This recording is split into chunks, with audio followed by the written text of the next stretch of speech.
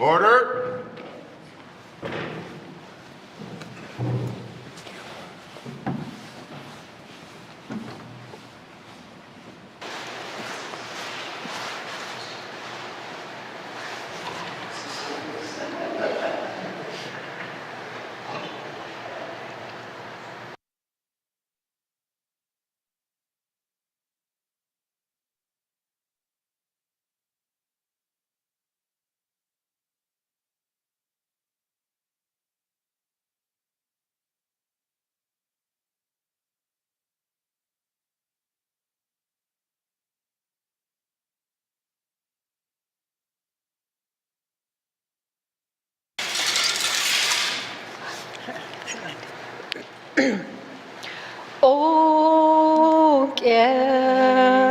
Se no tia si wonani vede nela ta asia jo theneti idi ko de the shua enta de ni ajo de theneti se no ti se da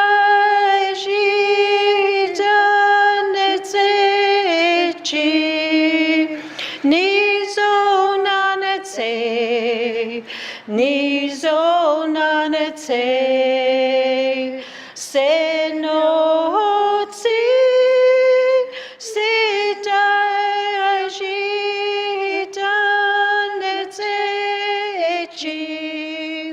ni zo nanete ni zo nanete Tabi Allah betzen continue sira account ende. Tabi Allah betzen continue sira account ende. Se Zeus no tini daga mari suri tende kanet no tin kadi week Yesu na chowe dainla. Se Zeus no tini dutsen go waten karinti. Tabi Allah betzen continue sira account ende. Tabi Allah betzen continue sira account ende. Masi. Please be seated.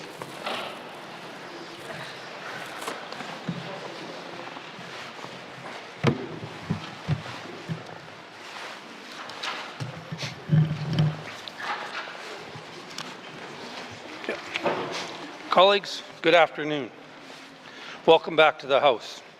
It's great to be here. I'd like to thank the interpreters, Sarah Cleary, Mary Jane Kazon, for opening this session, a wonderful song performance in the N.W.T and opening blessing in the N.W.T.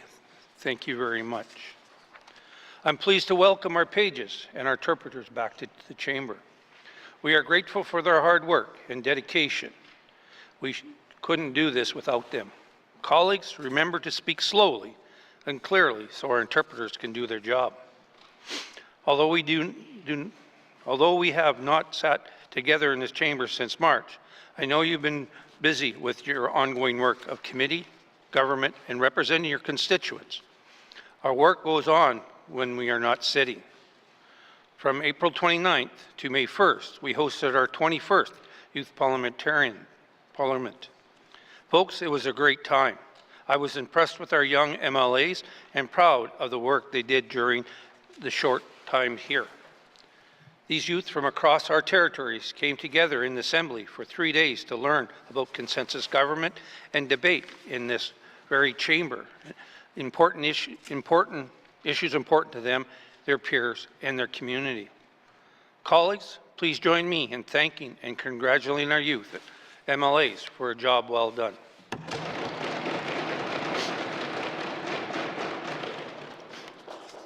Thank you to the staff involved in our 21st Youth Parliament. A lot of work goes into planning and delivering this event, and they should be recognized for their effort. Please join me in thanking our staff for planning and delivering this program for our youth.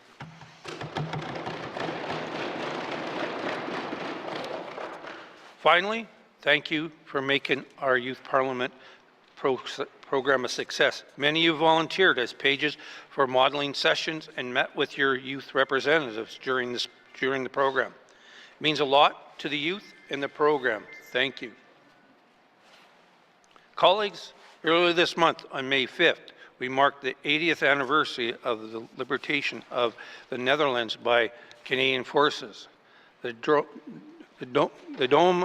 domes of this Legislative Assembly building were lit orange to recognize this important milestone. In 1945, Canadian forces played a critical role in freeing the Dutch people from Nazi occupation, ensuring harsh conditions and furious combat to push back German forces. More than 7,600 Canadian soldiers lost their life during this campaign, a solemn reminder of the high cost of freedom. This anniversary serves as a powerful opportunity to honor the courage and the dedication of those who serve and to reflect on Canadian legacy as a defender of peace and justice on the world stage. As a symbol and a reminder of sacrifice of the Northwest Territories residents during the Second World War, Métis sash of Private Edward Powers, an Indigenous veteran of the Second World War and father of our former Sergeant-at-Arms, Floyd Powers, will sit in the chambers as a gift from the Powers family. I thank him very much for this honor. At the appropriate time today, I will table a list of the deceased veterans of the World War or Second World War from or with connection to the Northwest Territories. Colleagues, I received the following correspondence from the Commissioner of the Northwest Territories, the Honourable Gerald W. Kissoon. It states, "Dear Mr. Speaker, I wish to advise that I recommend to the Legislative Assembly of the Northwest Territories the passage of the Supplementary Appropriation Act Operation Expenditure and Borrowing Authorization Number 1, 2025-2026, Supplementary Appropriation Act Infrastructure Expenditures Number 1, 2025-2026, during the May sitting of the first session of the 20th Legislative Assembly. Yours truly, Gerald W. Kissoon." Colleagues, let's get back down to business. Minister's statements. Mr. Premier. Mr. Speaker, the 20th Legislative Assembly is nearing its midpoint, a natural time to reflect, recalibrate, and refocus. Over the past year and a half, we've worked hard to build the foundation for what lies ahead. We have established strong working relationships across the House, set shared priorities, and begun the important and essential work of implementing the commitments in our mandate. These early steps were about alignment, ensuring that the work of government reflects the realities, needs, and aspirations of Northerners. The challenges before us are significant. Climate emergencies are becoming more frequent and more destructive. The rising cost of living continues to strain families, businesses, and government fiscal capacity. Our health and social services system is under pressure. As both a public health and public safety issue, communities are at risk of drug and gang activity, compromising the safety of residents and families. The housing and infrastructure deficits in our territory remain one of the greatest barriers to long-term growth and resilience. But, Mr. Speaker, we are not standing still. We have made deliberate decisions to position this government to act and deliver. Earlier this spring, we implemented a series of strategic changes to cabinet portfolios and senior management. These adjustments were designed not only to rebalance workloads, but to strengthen alignment between political leadership and the work we had been asked to carry forward. These were not just routine changes, they were about putting the right people in the right roles to get results. We have also worked to strengthen collaboration with regular members. The newly created Small and Remote Communities Committee of Cabinet will bring the perspectives from small community MLAs directly into the Cabinet decision-making process. This collaboration will make our work stronger and more responsive to the needs of all residents. Mr. Speaker, the groundwork has been laid, our direction is clear, and the work to deliver on the mandate of the Government of the Northwest Territories is moving forward with purpose. In our healthcare system, we are taking focused steps to fix what is not working and strengthen what is, with the goal of ensuring healthy people and communities across the territory. Through the Healthcare System Sustainability Unit, we have launched a territory-wide review of programs and services, one that looks not just at what is being delivered, but at how it's being delivered, what it costs, and what we can do better. This is foundational work. It is the first time we've attempted to build a comprehensive inventory of health and social services across the territory, along with historical spending trends. This will help us identify pressure points, inefficiencies, and opportunities for change, and will inform the decisions we make in the months and years ahead. At Stanton Territorial Hospital, a new emergency department staffing model is being rolled out to improve coverage, reduce burnout, and create a more stable work environment for physicians. The model was co-designed with frontline staff and introduces additional dedicated physician shifts to improve flexibility in care. This will help with recruitment as well as retention, and we expect to see real benefits for both staff and patients. Mr. Speaker, in December 2024, we appointed a public administrator to help address the evolving and complex needs of the current health and social services system. The public administrator has released his work plan, focusing on improving day-to-day operations across the system.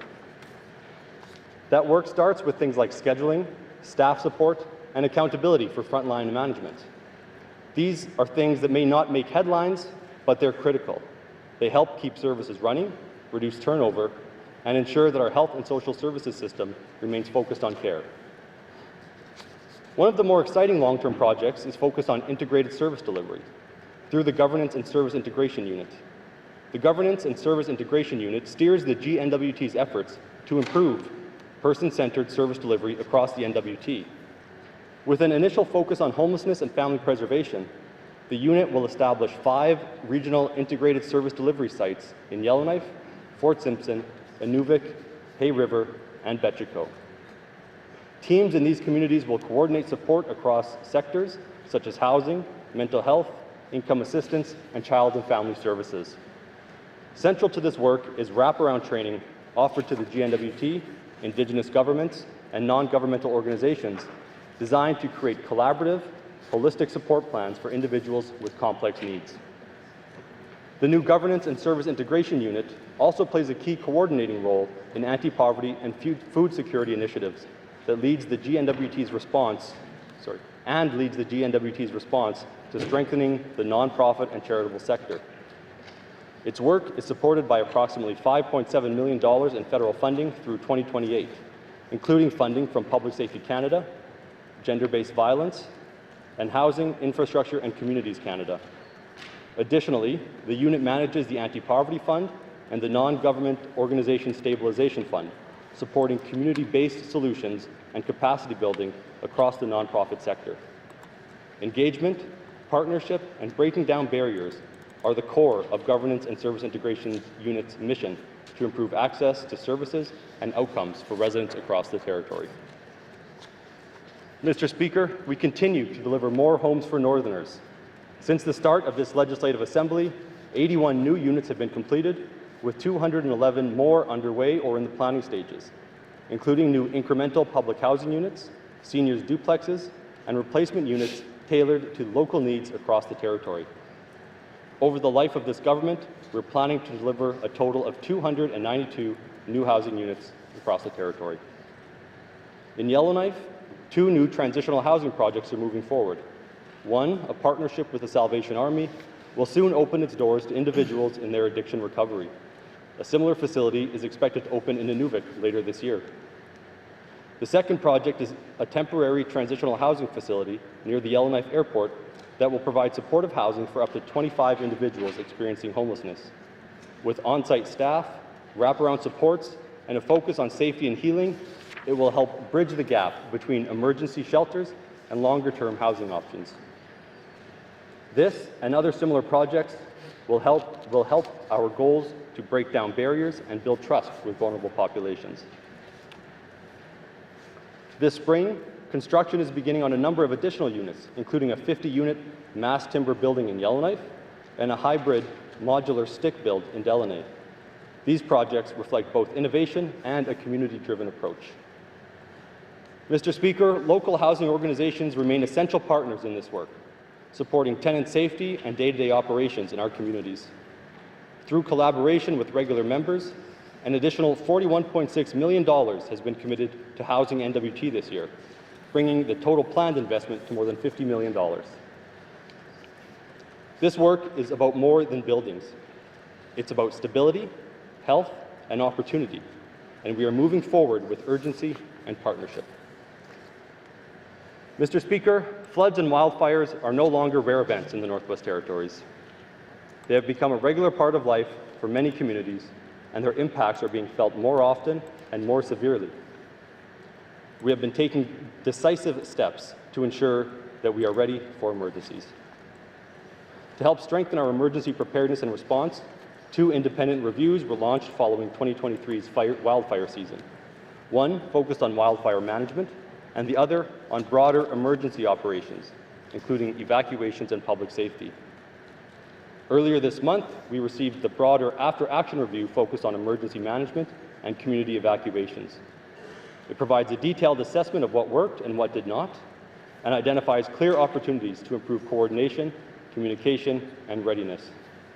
A formal response to the after-action review will be tabled later this year, but operational improvements are already being made. We updated the N.W.T. emergency plan by clarifying roles and responsibilities to ensure that emergency agencies, Indigenous governments, and the Territorial government can work together in a coordinated and collaborative fashion from the outset of an emergency. We launched new training to support incident command capacity, relaunched the Be Ready campaign to support community-level preparedness, and we're offering fire smarting assessments across the territory. This is about continuous learning and continuous improvement, and making sure that when the next emergency comes, we are better equipped to respond.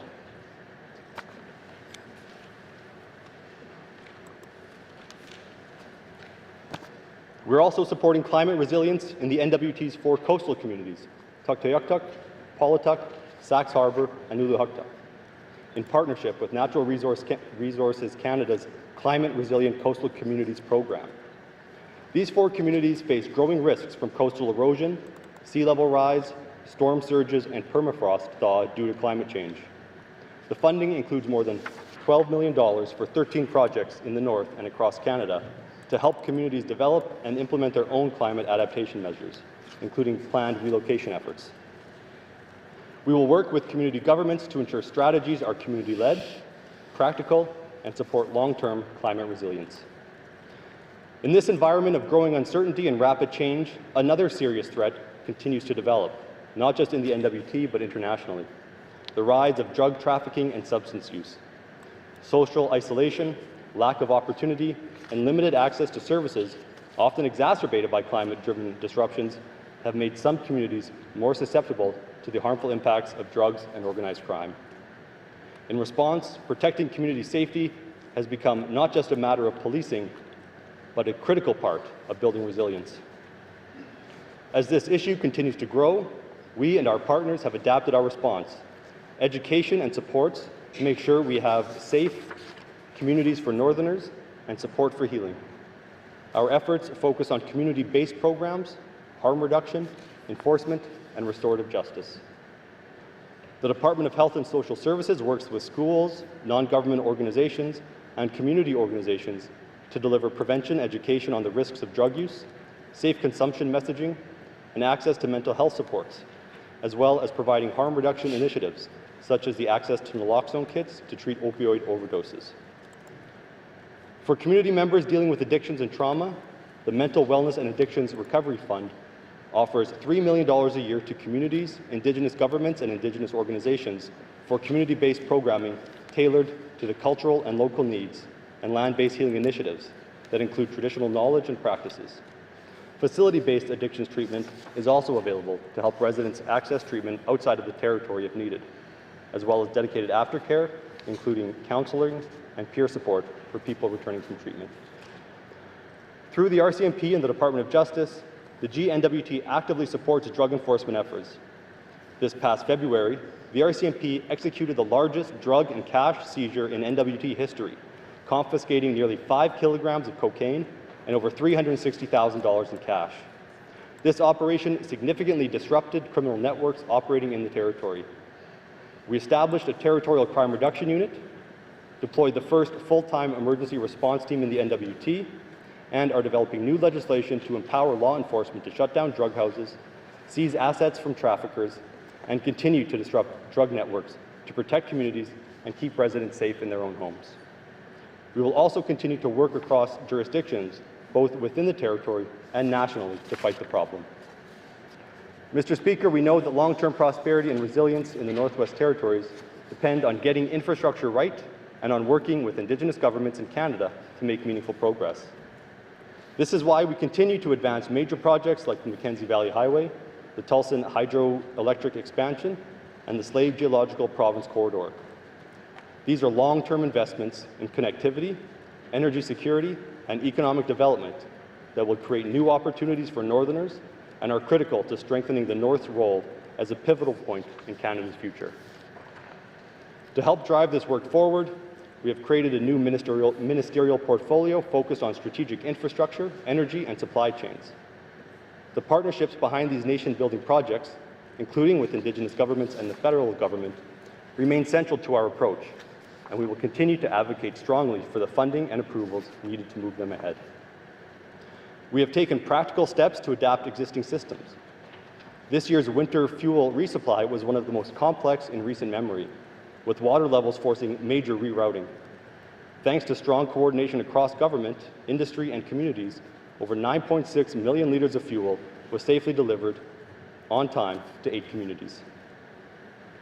We also modernized the Public Utility Board's mandate to better support community-driven renewable energy, improve fairness in the system, and lay the groundwork for long-term affordability and sustainability. Mr. Speaker, during a period of global uncertainty, we have taken targeted steps to protect the territory's economy. Short-term relief for the diamond sector is helping maintain jobs, sustain local businesses, and support Indigenous contracting at a time of significant market disruption. When the federal government eliminated the consumer carbon tax, we moved quickly to align territorial policy, delivering immediate relief for residents while continuing to advance our 2030 energy strategy and long-term climate adaptation work. We are also working to strengthen the foundations of our economy. The Northwest Territories is chairing the Committee on Internal Trade, helping lead national efforts to reduce trade barriers and unlock economic opportunity across Canada. We are doing this while remaining steadfast on the need to uphold economic modern treaty commitments and support our developing economy. Mr. Speaker, we also have a great opportunity in the wake of the recent federal election. After nearly 2 decades, the N.W.T has a minister in cabinet, and for the first time ever, the Prime Minister is someone born in our territory.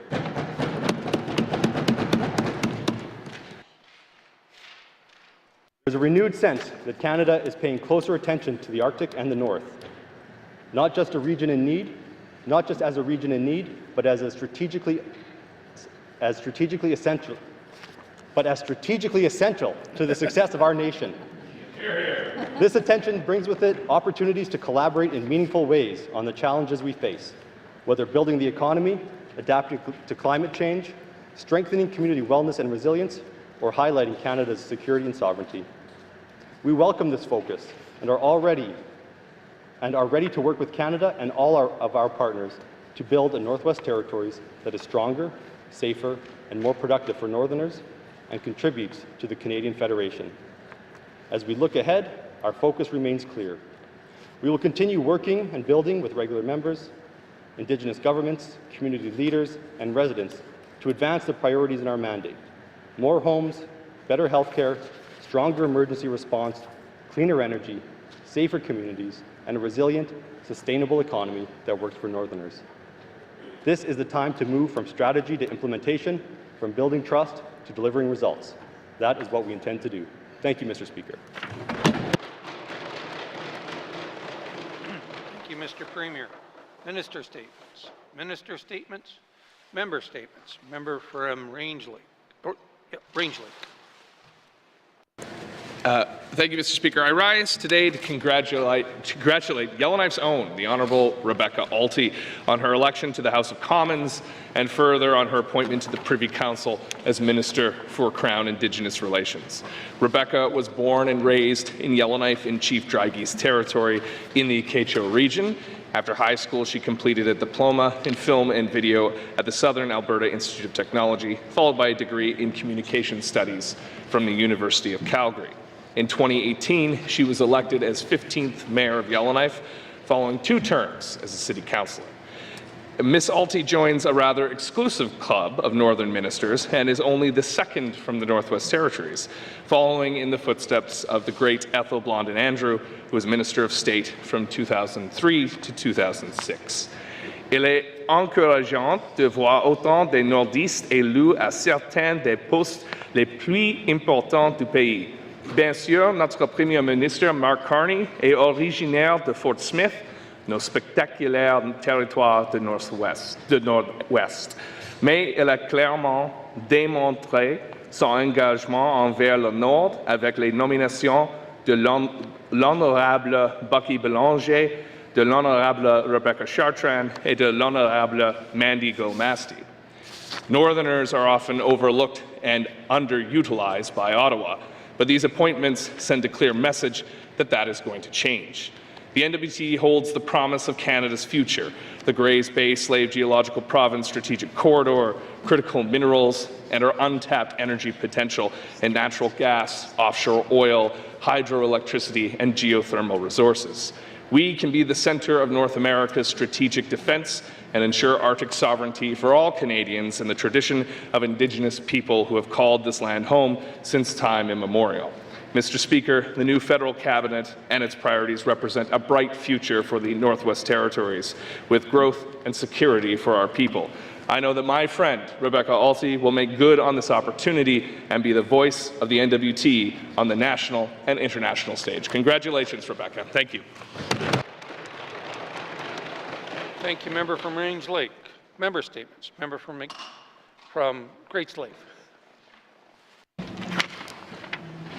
Thank you, Mr. Speaker. On the first day of our last sitting in February, I told the trans and non-binary community that I love and support you. As we are about to enter Pride season, I stand today to say again that you are loved, valued, and deserve safety and equity. Mr. Speaker, Pride is a protest. Again and again, we protest until safety and equity for everyone is achieved. On May 3rd, the Premier released a statement with his territorial colleagues that they, quote, discussed the alarming increase in transphobic policies based on hate and ignorance being passed internationally, stripping transgender and gender non-conforming people of their fundamental rights to self-expression. All 3 territories continue to take a strong stance to support the 2S LGBTQIA+ community and are committed to ensuring all Northerners feel seen, safe, and supported, end quote. In my role as regular member, I have the power of words and influence.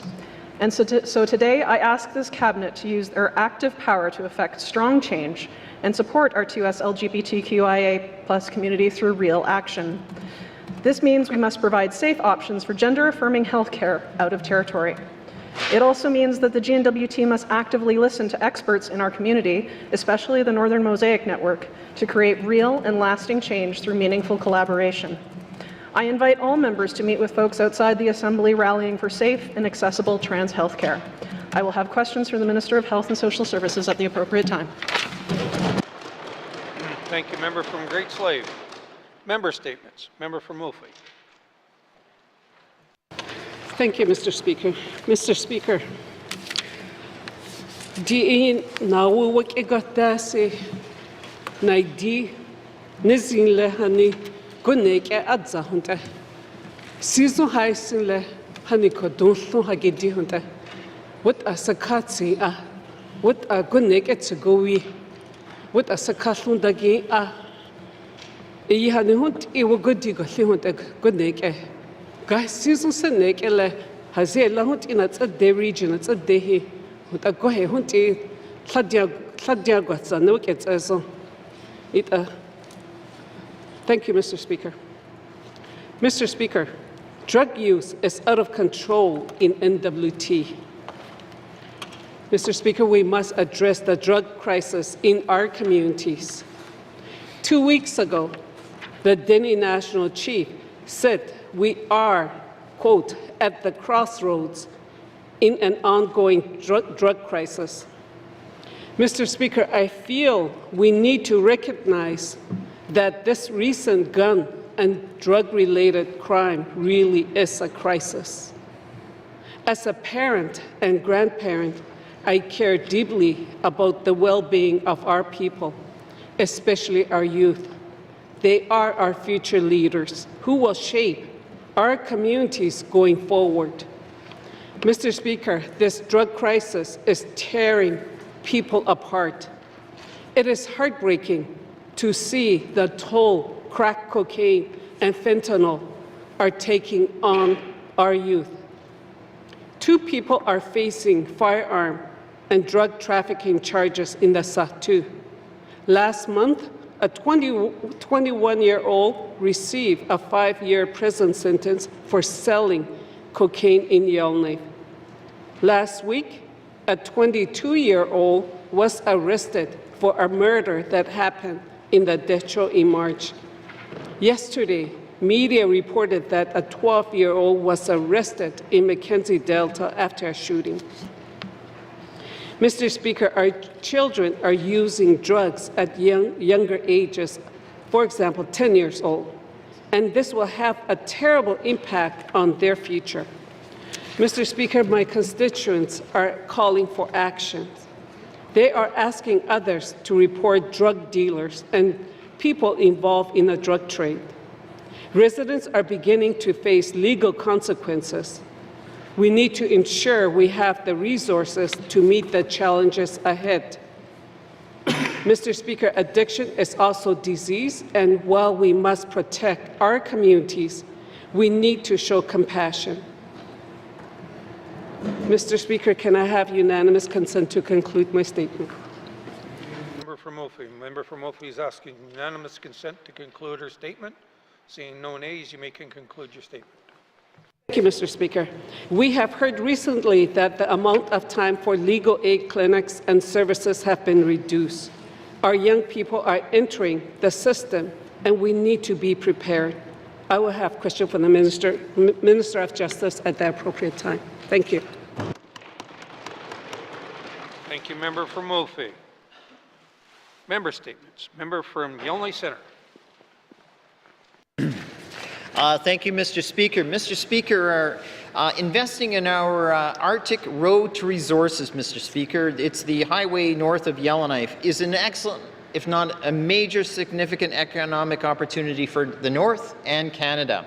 Mr. Speaker, if you look at the N.W.T's GDP alone, you'd start to wonder, in this territory, is it trending that people are quietly quitting?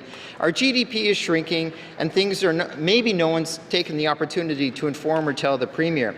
Mr. Speaker, we're going to need some bold brinkmanship action to get in there, lock down, and get some investment in the North, because as the North starts to shrink and continues to shrink in the direction it's going, you don't have to start to see the stark difference between when you look east or west, when you see Nunavut and Yukon, as their economies continue to grow year over year, because it starts to make you wonder what's happening and where's the call for urgency.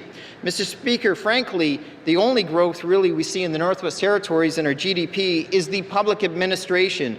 And in lay terms, that's for the public to know what that means is basically that means government with more government on top of government, Mr. Speaker. Government's busting at the seams. It's their best sector, Mr. Speaker, but it all isn't lost. There's hope on the horizon. Mr. Speaker, recently Canada has elected a new Prime Minister. Mr. Speaker, that Prime Minister made a particularly interesting statement. I'll say it. He said, build big, build bold, and build now, Mr. Speaker. So there's the message I'm sending to our Premier.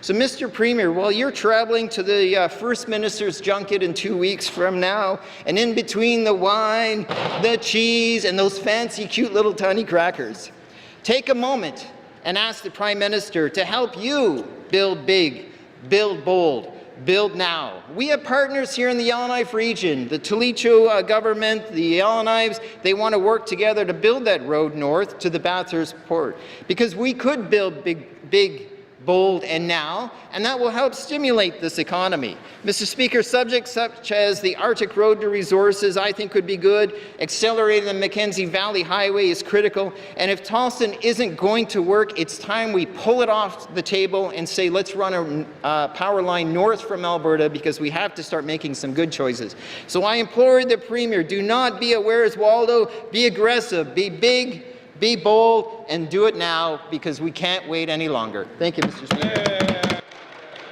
Thank you, member from Yellowknife Centre. Member statements. Member from the Sawtooth.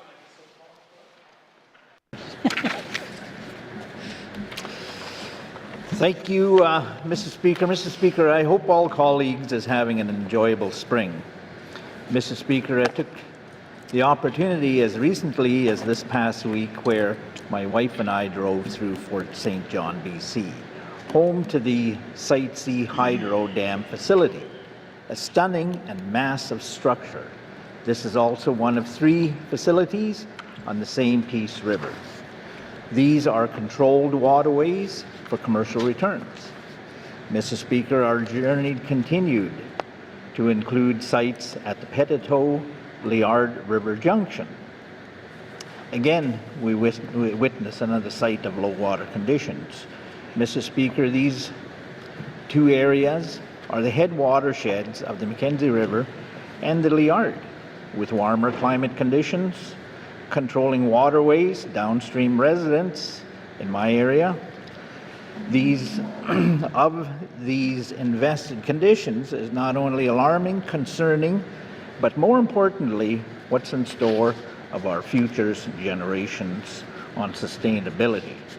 Mr. Speaker, I support the MTF staff and the department for taking active measures to support a resupply point at Dooley Crossing. However, challenges remain within the waterways if sailing conditions decisions are confirmed. Mr. Speaker, mid-summer of 2023, the marine vessel Vic Ingram punctured a hole crossing the 12-mile ridge above Toledo. The reef extreme caution is required when supporting the approved sailing decision. It will be a catastrophic environmental nightmare should a fuel spill occur, where remoteness and response plans personnel are not readily available in an immediate reach. In closing, Mr. Speaker, my ultimate and remain support is hire north and build the Mackenzie Valley Highway, Wrigley to Norman Wells. We must think strategically as we transition from regulatory assessment, funding, permitting, construction during the remaining term of our Assembly. Mussy.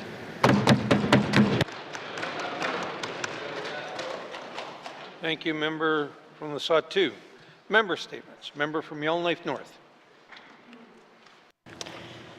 Mr. Speaker, the recent Earth Day announcement of $15 million in surprise subsidies to the 3 operating diamond mines has been bothering me.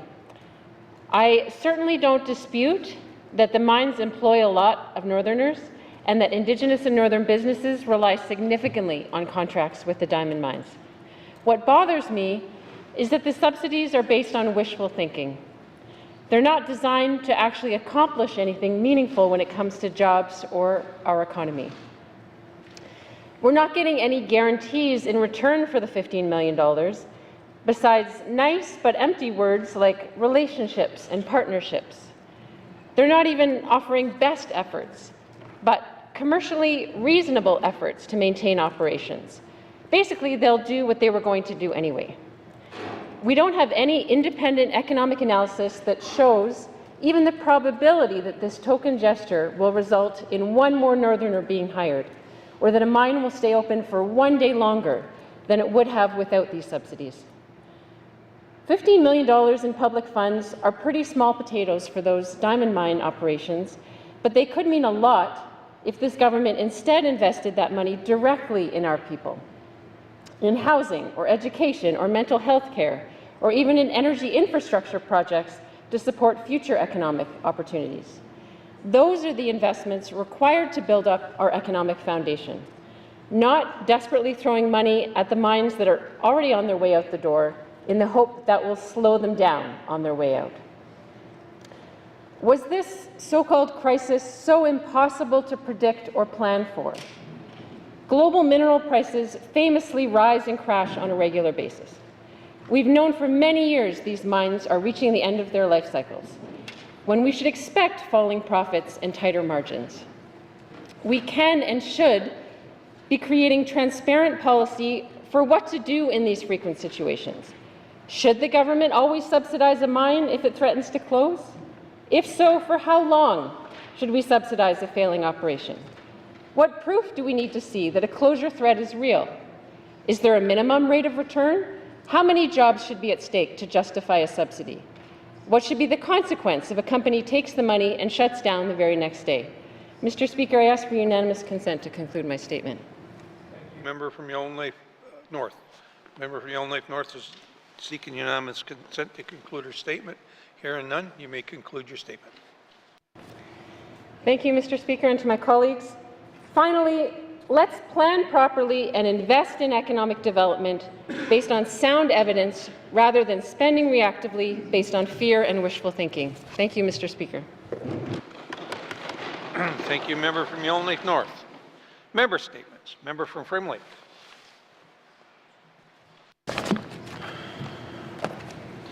Thank you, Mr. Speaker. Mr. Speaker, in the N.W.T, a number of healthcare professions are regulated under the Health and Social Services Professions Act. Psychologists were regulated under this act in 2022, for example. Meanwhile, counseling and psychotherapy are not yet a regulated profession in the N.W.T, and I have been approached by practitioners with concerns about the lack of a regulatory body for these professions here. Anyone in the N.W.T can currently offer counseling or psychotherapy services without any formal education or training, as long as they are not claiming to be a psychologist or social worker. Trained counseling therapists may register with the Canadian Counseling and Psychotherapy Association, but registration with the CCPA is not mandatory, it's voluntary. This is potentially a significant issue with severe impacts on public safety, Mr. Speaker. Regulation protects the public. A regulatory body ensures that practitioners are held to high standards, promoting safe, ethical, and evidence-based practices. When harm does occur currently, there is no avenue to report someone for unethical or dangerous care if they are not a voluntary association or regulatory body member. Unregulated, untrained individuals providing counseling care may worsen things for those already in crisis. Harm can occur due to negligence, malpractice, ethical violations, or incompetence. Regulation helps mitigate these risks by ensuring that only qualified professionals provide care and that harmful practices are addressed.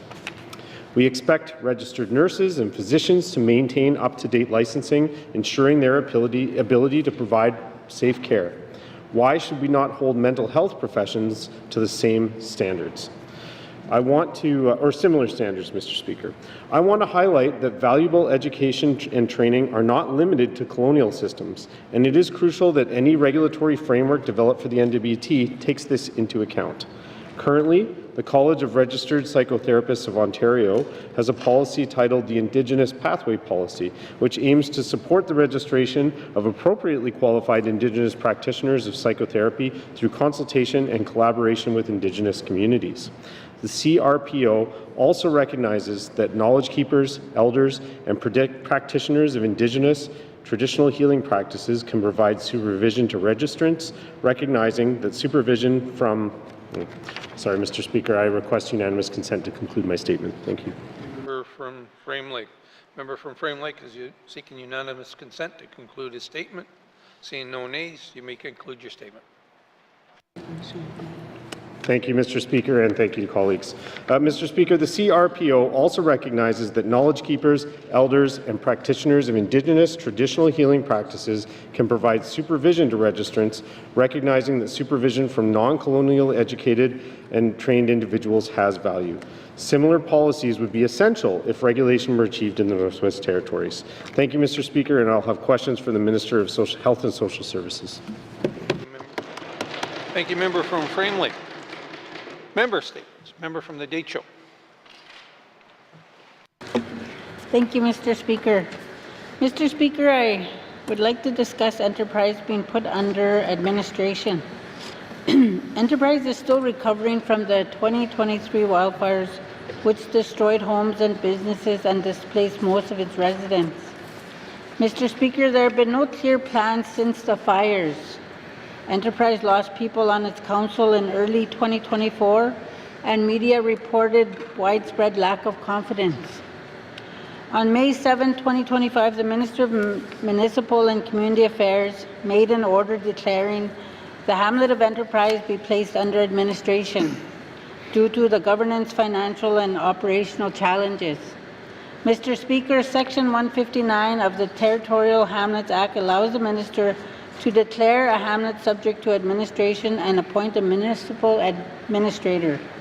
This administrator can exercise the powers and perform the duties of a council under the Act.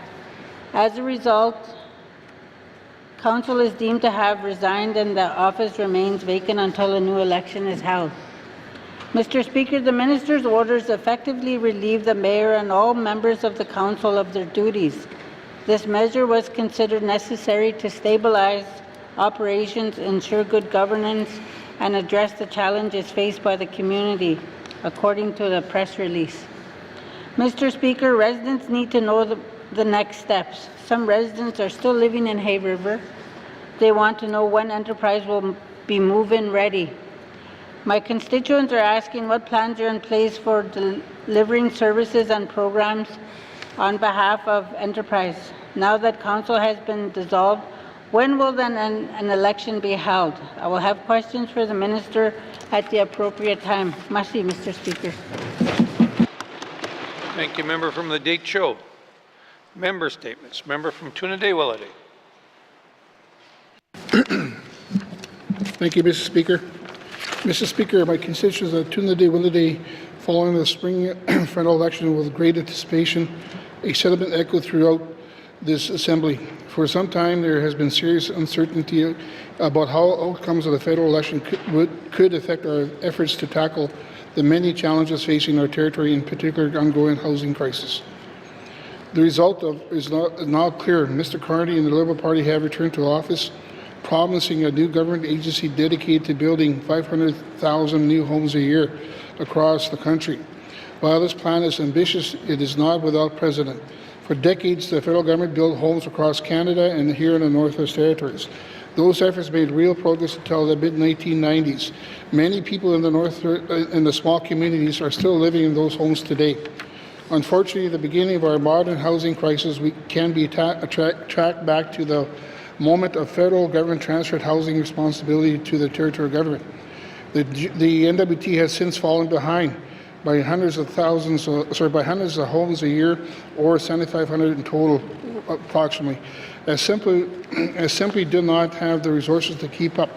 Public housing waitlists grew, vacancy rates plummet, and older homes slip into disrepair. We are now at a turning point, but this moment is about more than just catching up on the housing shortages. It's about ensuring we never face a crisis like this again, and that won't happen under Indigenous housing until Indigenous housing is led by Indigenous governments. Only then truly understand the unique needs of their communities. They have community members ready to design policies, administer programs, and construct and maintain homes. We need to give them the authority and resources to get started. My constituents can't wait any longer for the GNWT to move beyond its failing policies and commit to new Indigenous-led housing consensus. A strong first step would be to revisit the successful historic initiative by reinstating the old HAP program, Home Ownership Assistance Program, Home Improvement Programs, Senior Assistant Home Assistance Program, and Emergency Repair Program. Mr. Speaker, I seek unanimous consent to conclude my member statement. Thank you. Member from Tuna-Day-Willowday. Member from Tuna-Day-Willowday seeking unanimous consent to conclude his statement. Hearing no nays, you may conclude your statement. Thank you, Mr. Speaker. Thank you, colleagues. The Emergency Repair Program, but at this time, with the funding flowing directly to the Indigenous governments, along with the funding for public housing and CMC operation and maintenance funds. My communities and I are eager to hear from firm commitments in that direction because this work can't wait any longer. I would have questions for the Premier at the appropriate time. Thank you, Mr. Speaker. Thank you. Member from Trinidad-Willowdale. Member statements. Member from N.W.T. Thank you, Mr. Speaker. First of all, I want to offer my sincere condolences to all who have lost loved ones over the last few months. Grief is uncomfortable and difficult, especially in trying times. I rise today to speak about N.W.T, a riding and constituency that elected me to represent and advocate for those that live in the most remote communities in the Northwest Territories. Seeing people travel on the land with the return of spring and warmer weather brings me joy and hope as many families are harvesting geese and catching fish, coming home with smiling faces and nice-looking tans. Communities remain resilient as many families continue to face poverty and unaffordability with limited access to healthcare and education systems. I think we all have a good idea of what we need, including a locally skilled labor market, an engaged and thriving workforce, improved housing, and more frontline services with vibrant schools and health centers. The work we do, the discussions we have, the questions we ask, our priorities, this is our vision, Mr. Speaker, a better territory than what we started this 20th Assembly with. Our territory is seeing a surge of illegal activity, including amplified heavy drug activity, and health centers overrun with preventative accidents and illnesses. What can we do? First, we need to speak the truth for our children and our grandchildren. We need healthy families, healthy communities, and healthy parents saying no more. We must be more engaged in our communities, attend events and meetings, ask questions, volunteer, and run for elected office. I continue to trust our Premier, Cabinet, and I trust regular members to lead and act in the best interest of this territory. But again, we need to remind ourselves, we need to truly do what's best for this territory. As we begin this session, let's think about it. Koe naini, Mr. Speaker. Thank you, Member from N.W.T. Member statements. Colleagues, Dr.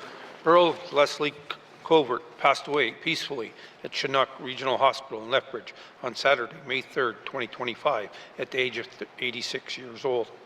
His family, while spread across Canada, has grown to include 13 great-grandchildren who are all under the age of 9 years old.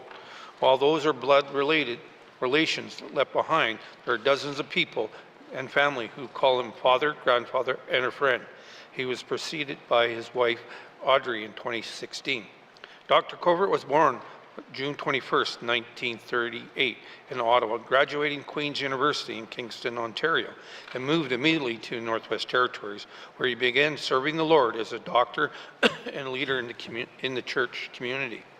The legacy he leaves behind includes bringing hundreds of babies into the world, flying into remote communities to serve both the Lord and the medical field in any capacity he was able. He raised a large family and left behind a church family at Parle, Lethbridge. While not blood, are a true family, as any man could ask. College, Dr. Covert was a man who touched the many lives of many people. He served his community of Hay River, Clodedale, Lethbridge area as a doctor for over 50 years. In many years, he served his community. He donated his time, his energy, and his love to anyone that he met, serving in the streets alive with Foot Friday and the Gildan and Parallel Lethbridge. He was lovingly known as Parallel as the Doc, where he served for many years as a door greeter and voice of wisdom. Colleagues, I was fortunate to have him as a family doctor growing up in Hay River. It is not often when you have a doctor who brings you into the world and then has the opportunity to bring your children into the world. This happened with me and my younger sister. I remember the last time we had a conversation about a potential operation. As we were chatting about the various options, I asked him how long he knew me, and he said, "All your life, young man." Then he thought about the question further and said, "We'll come up with a different plan." When we were looking at when you look at Dr. Cover's life, there are countless layers of people we have people he has affected on people which some we still don't fully know. Yet what is known is that he's touched so many lives in such a positive way that his passing has left a hole in hearts of many. His last wish, his final goal is to see the Lord Jesus Christ praised and the gospel spread to anyone with ears to hear. I would like to thank his grandson, Dallas Covert, who helped with this part of this celebration of life. However, being reflective of time, I'd like the rest of this statement be deemed as read and printed and answered. This includes other parts of the obituary written by his grandson, by his daughter, and son-in-law. He will be sadly missed.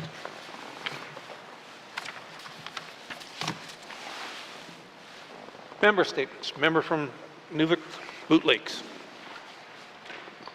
Thank you, Mr. Speaker. Mr. Speaker, I rise today with the permission of the Moses family to remember the late Winston Moses, respected elder and friend to all in the town of Inuvik. Winston's family said the world got a little brighter when their dad, grandfather, uncle, and friend, Winston John Moses, was born on April 6, 1944 in Old Crow, Yukon. In his early years, Winston was raised by his sister Mary Lazarus Charlie and his godparents Ellen and Robert Bruce Sr. Winston attended residential school in Old Crow, Aklavik, and then Inuvik. He later attended vocational school in Whitehorse and Fort Smith. In 1974, while working in Inuvik, Winston met the love of his life, Martha Pascal of Fort McPherson. After many weekend visits to Fort McPherson to visit Martha, he brought her home to Old Crow, where they married on May 7, 1975. The young couple moved to Inuvik in 1978 and together raised 6 children. Mr. Speaker, one of his children is his son, Alfred Moses, who many in this building will recognize that name and remember, and who sadly passed away at the age of 45 in 2022. Alfred was elected to the Legislative Assembly here in 2011 and represented the electoral district of Boot Lake until his retirement from politics in 2019. Winston and Martha enjoyed picking berries, setting snares and going for drives on the highway, and enjoyed visiting relatives in the Yukon and the Northwest Territories. When Martha could no longer go berry picking or setting snares, he would go out and often come back with full pails of berries or a few rabbits just for her. Always taking care of his wife and family like the good man that he was. Winston was known for walking everywhere with a hello or a good day, and anyone who been in Inuvik or lives in Inuvik would see Winston walking up and down the hill, never accepting a ride, just waving and saying hello. To everyone he crossed paths with, he was a humble man who's always had kind words to share. In his spare time, he enjoyed sharing his music skills in guitar or harmonica. He would often perform in talent shows. When he attended the Gwich'in Gathering in Old Crow in 2022, he had entered almost every contest they had and won first place in many of them, including in a jigging contest and in his harmonica in the talent show. The Gwich'in Nation mourns alongside the Winston family, as they have lost a respected Gwich'in elder and a knowledge holder who was always so willing to teach anyone who wanted to learn. Winston lived by example, and we've all seen his traditional values in all that he did. One of his fondest memories was his last trip to Old Crow, where he spent time with his family and going to Crow Flats. He was so glad to be home. He mentioned it being his first time back there in almost 50 years. He sat quietly having tea, shared what he remembered, and appreciated his treasured trip. Masi Cho to the Tetvichi family for taking good care of him during every visit. Mr. Speaker, Winston was special to everyone who knew him. Let us each honor him and all our loved ones who passed before by living the best we can each day, remembering all the teachings and applying them to our daily lives. Let us keep learning and sharing and caring for each other, like Winston did for us. Never forget the sacrifices, hard work ethic, and strong faith that he carried and lived. His legacy will live on through his family, who was always the most important thing in life to him. Thank you for all your work on earth, Winston, and rest in peace in paradise forevermore. Thank you, Mr. Speaker. Thank you, member from Nunavut Lake. Just beautiful celebration of life of a gentleman that was well known across the Northwest Territories. My condolences go out to the family and his friends. Member statements. Member statements. Returns to oral questions. Returns to oral questions. Mr. Premier.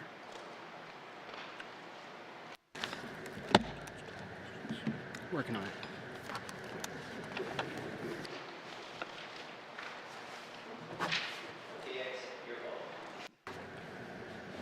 Mr. Speaker, I have a return to oral question asked by the member for Yellowknife Centre on February 25th, 2025, regarding the Senior Envoy to the Government of Canada position.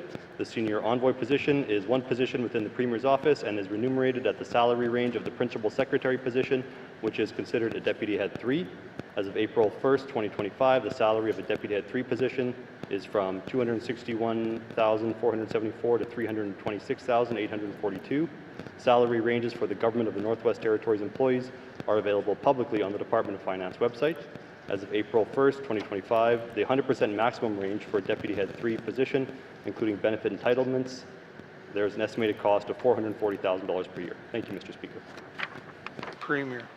Returns are all questions. Minister of Health and Social Services. Mr. Speaker, I have a return to oral question asked by the member for Range Lake on March 5th, 2025, regarding coverage exemptions for uninsured medical procedures. The member asked if there's anything a doctor can do to convince decision makers that an exception or appeal is warranted if a procedure is not insured. There is a robust process in place to assess appeals or requests for exceptions related to services that are not considered an insured service. From the member's line of questioning, I gather that the process was initiated through a prior approval request. However, the outcome of the request did not satisfy the patient.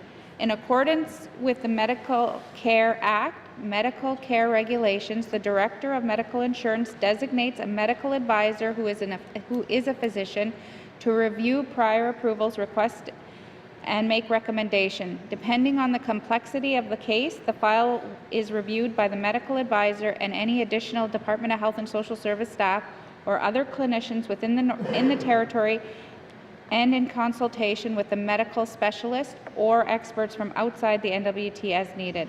The review and recommendation of the medical advisor based on clinical input and aligning with funding of medical services in other jurisdictions in Canada, across Canada, are reviewed by the Director of Medical Insurance, and the decision of the Director is final. Thank you, Mr. Speaker. Thank you, Minister of Health and Social Services. Returns are all questions. Mr. Premier. Mr. Speaker, I have a return to oral question asked by the member for Yellowknife Centre on March 12, 2025, regarding the Senior Envoy to the Government of Canada position. As part of an organizational shift within the Premier's office, the Senior Envoy position was created to strengthen the Government of the Northwest Territories' federal engagement efforts.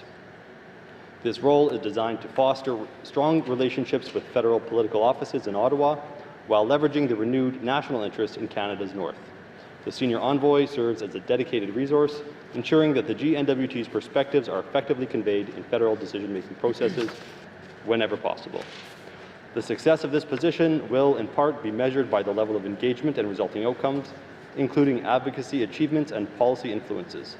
Relationship building is an integral part of this process, with progress tracked through the establishment of key connections made.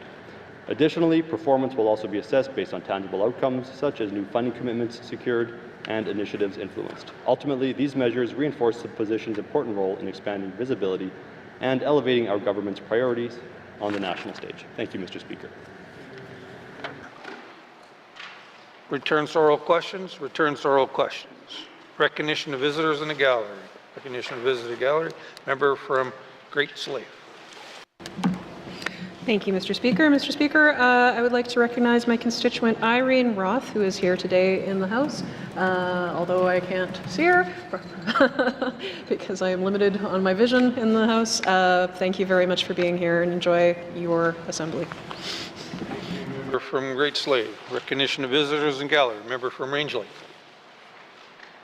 Thank you, Mr. Speaker. Mr. Speaker, I'd like to recognize my constituent, Mr. Floyd Powder, former Sergeant-at-Arms here in the Legislative Assembly.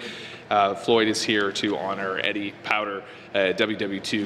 veteran who you spoke of earlier today. And thank you for being here again, Floyd. It's always good to have you in the chamber. Thank you. Recognition of visitors in the gallery. Member from Monfwi. Merci, Mr. Speaker. Mr. Speaker, Dunhlitz at in our woods on Kera. Do that good guy, Quahason, it's on. Robert Douglas, what can World War II, doing La Hunter? What he was a good deal look as on the Mutta Terry. Say, God doing La Hunter, do it at in our Guige, where what can Yaginli Mary Therese Douglas, Marie Douglas, Irene Roth, North Douglas. It's a what's on the King Guige, Marka Simba, it's a Tanya.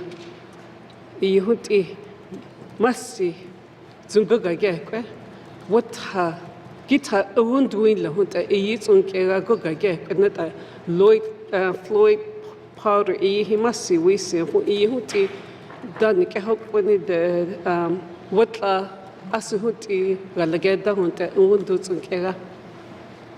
Good nega was it, must see.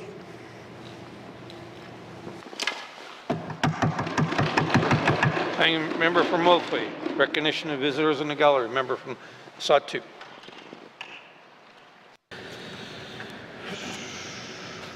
Thank you, Mr. Speaker. I too rise to play an honorable recognition of Robert Bob Douglas, born in Fort Good Hope. And I'm glad to see the family in the gallery and the granddaughter, Tanya Roth, to the family as well. And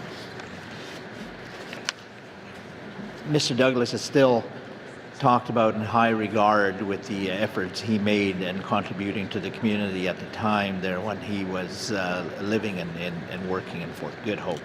So I never met the individual, but I hear some remarkable stories, and it gives me pleasure, as said, to pay my contribution. Thank you. Thank you, member from the Sawtooth. Recognition of visitors in the gallery. Member from Tabacha. Thank you, Mr. Speaker. Mr. Speaker, I would like to welcome Shelto Douglas, constituent from Tabacha, to the House today. Shelto is here in honor of Robert Bobby Douglas, World War II veteran from the Royal Canadian Air Force combat. Thank you, Mr. Speaker. Thank you, member from Tabacha. Recognition of visitors gallery. Member from Yellowknife Centre. Thank you, Mr. Speaker. Mr. Speaker, I'd like to recognize Marie Doyle, who's in the gallery today. She's a Yellowknife Centre constituent, and she's a beloved family member of Robert Douglas, a World War II veteran. And just on that note, I want to remind people that as our venture numbers do shrink, we still owe them a debt of great gratitude for the freedoms we all share here today and throughout the world. And Mr. Speaker, separately, I'd like to also acknowledge Shelto Douglas. He is a friend of mine when I was very young, and so I would say I know him well, and I could tell some good stories about that, but we don't have the time today, and I suspect he'd prefer they not be put on the public record. Thank you very much. Thank you, member from Yellowknife Centre. Recognition of visitors in the gallery. Member from Decho.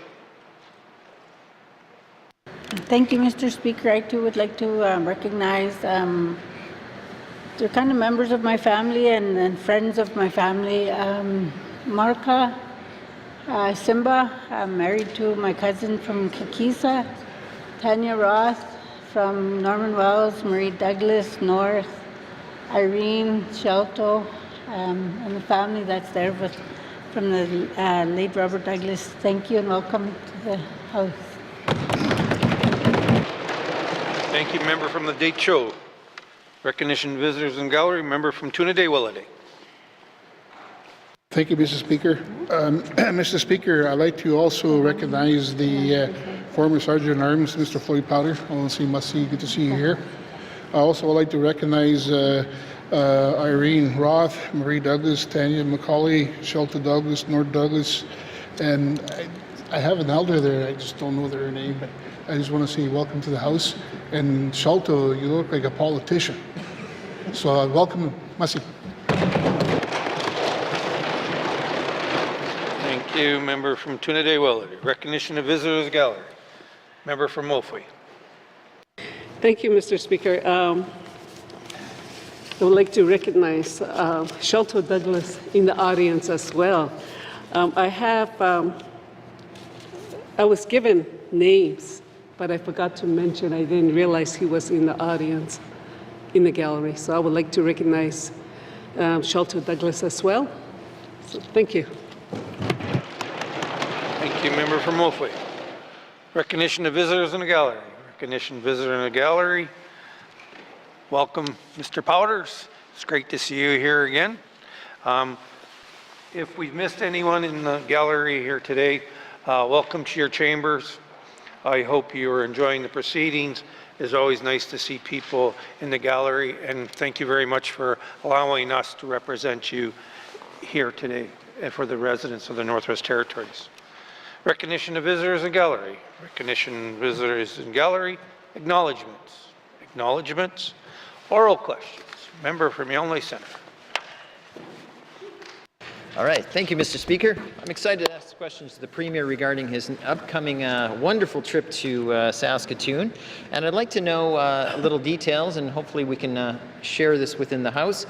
Specifically, Mr. Speaker, what is the plan, or what will the Premier be proposing at this First Ministers' Conference with the Prime Minister of Canada that that lines up with the mandate of the N.W.T, but also some of our major significant infrastructure projects? And lastly, especially noting the tone of the Prime Minister to build and be bold. Thank you. Thank you, member from Yonley Centre. Mr. Premier.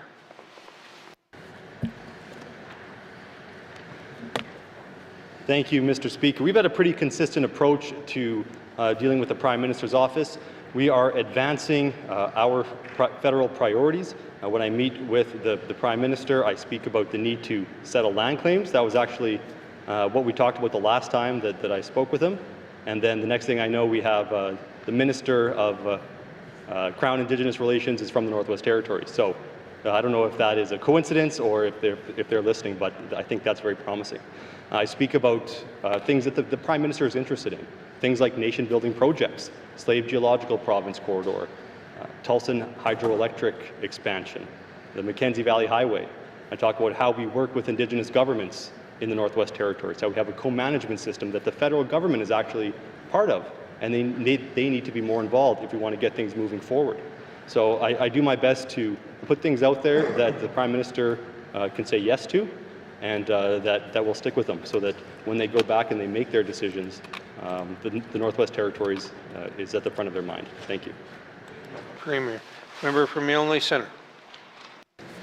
Thank you, Mr. Speaker. Earlier in the return to oral questions, the Premier had answered some of my questions with respect to our Ottawa czar. So what advice is he giving us on a political tactic to approach the Prime Minister to find some yeses on our wish list at this particular meeting he's having in Saskatoon? Thank you. From Yonley Centre, Mr. Premier. Thank you, Mr. Speaker. And it is political advice that is being given by the senior envoy to the Government of Canada. We don't have any czars in the government that I'm aware of. No positions, at least, named czar. So I work with the senior envoy to, pick his brain on, what he's seen in the past, and get information about past decisions made in Ottawa. Some of that insight that you might not get, through the media or through a briefing note. And so the type of advice that he gives is quality. Thank you. Mr. Premier, final supplementary. Member from Yonley Centre. Thank you, Mr. Speaker. Mr. Speaker, there was, I think earlier in the return to oral questions, the Premier did cite that he's paid at a Deputy Minister up to $326,000. It was actually more than the Prime Minister gets paid, oddly enough, but out of curiosity. I would hope that, Mr. Speaker, that the Premier could be very specific as to what advice he's getting so he can approach the Prime Minister on these initiatives. He's already listed them. I don't need to go through them. And what type of political advice he's giving the Premier to help work in collaboration to get the national support on our national infrastructure projects in need. Thank you. From Yonley Centre, Mr. Premier. Thank you, Mr. Speaker. I believe I've already answered the member's question. Thanks. Oral questions. Member from Yellowknife North.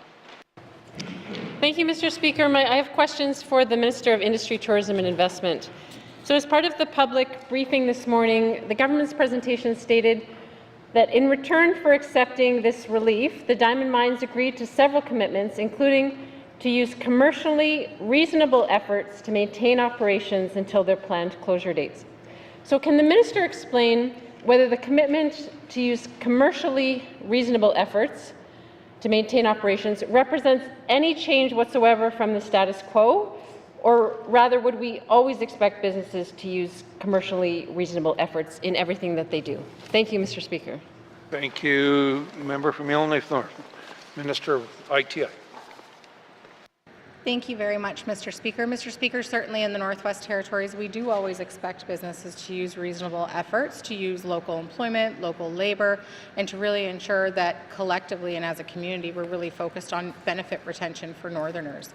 That said, I can't predict what would have happened, but we were in the face of a very difficult decision that some of the diamond mines were facing. We know that globally it is a very difficult market for diamonds right now, and we also know that in the N.W.T.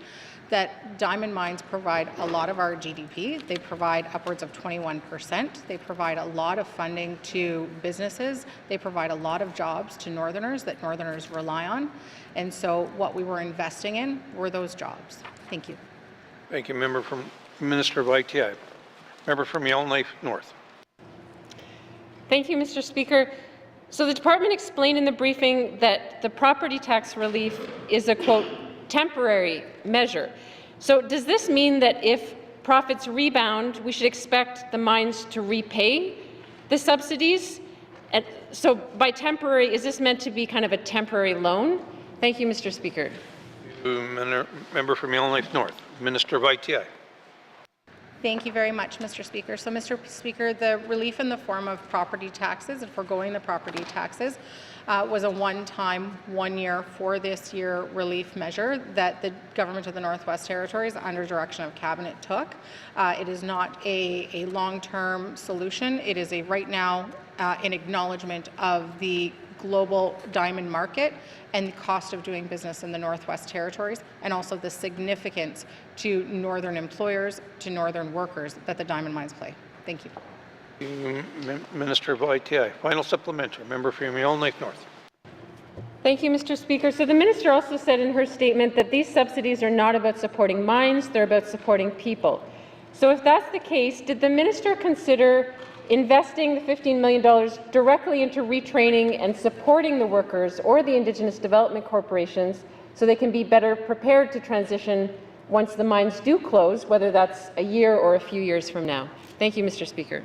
Member from Yellowknife North, Minister of ITI. Thank you very much, Mr. Speaker. So, Mr. Speaker, I'm all about return on investment. I think that we should be putting our dollars into places where we have significant amount of investments.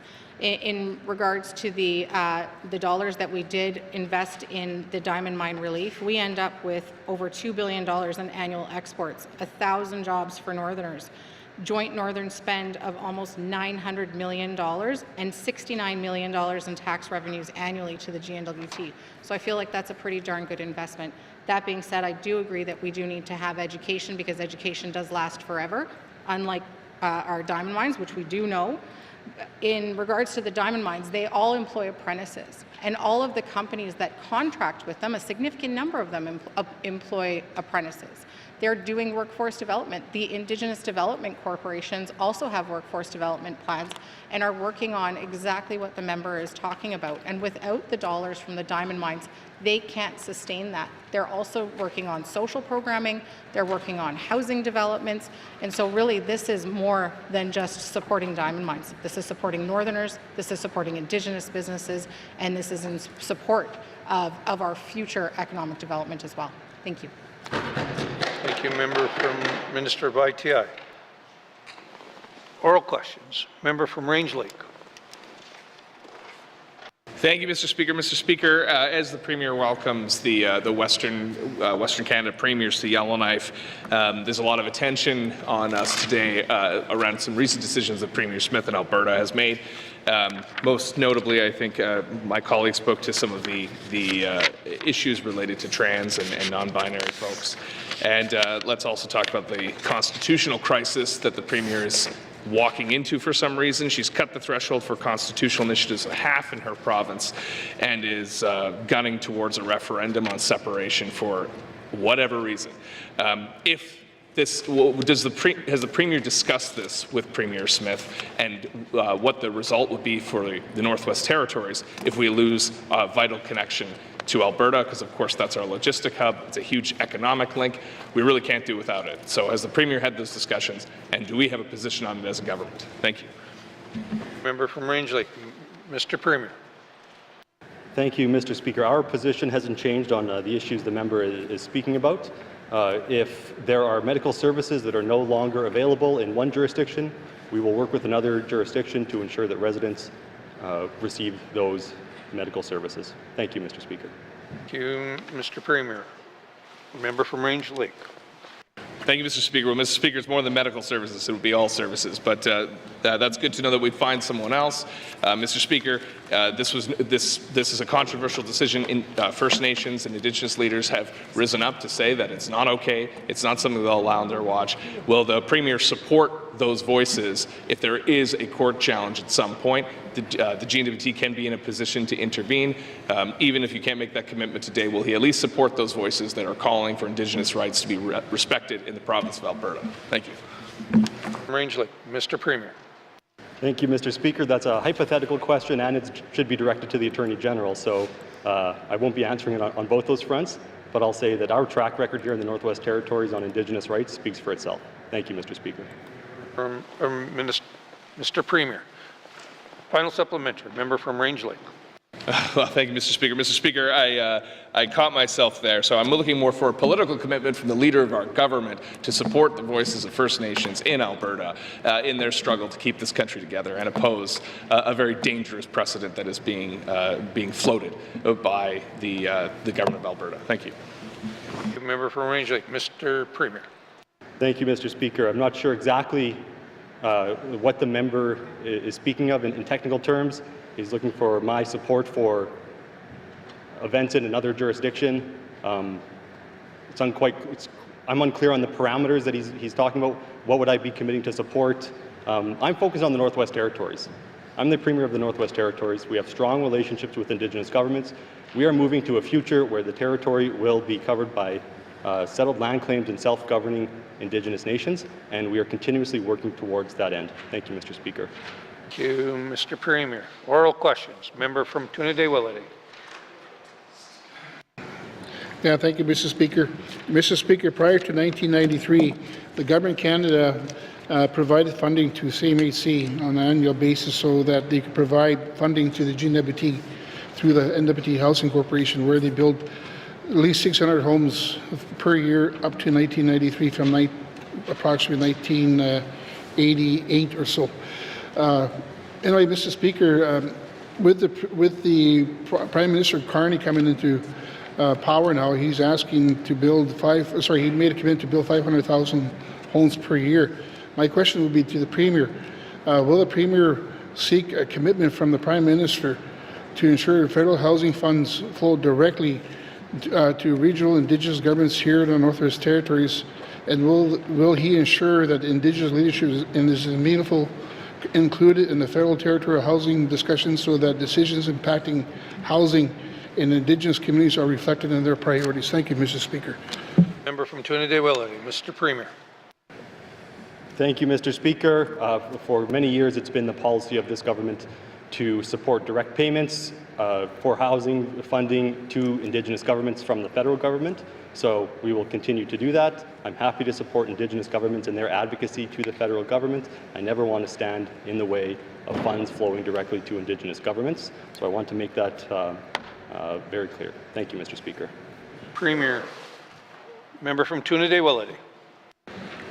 Yeah, Yeah, thank you, Mr. Speaker. And, and some of the programs that was provided back in the early days was programs like the Home Ownership Assistance Program, the Home Ownership Improvement Program, the Senior Citizen Home Repair Program, Emergency Repair Program, and they also provided public housing. And so, Mr. Speaker,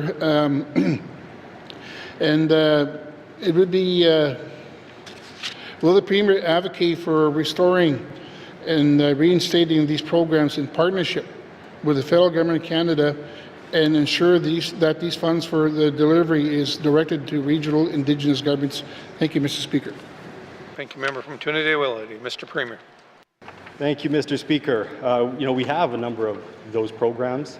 I won't say I'm an expert on past programs from previous decades, so I don't want to speak too much into that, but we are advocating to the federal government when it comes to housing.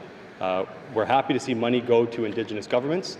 I'll also mention that the N.W.T provides a lot of social housing in the territory, and we also need our own funds. So we are doing that as well to advocate for a renewed agreement with the federal government where we'll see increased funding to support social housing at the same time that we are supporting Indigenous governments to access funding. Thank you, Mr. Speaker.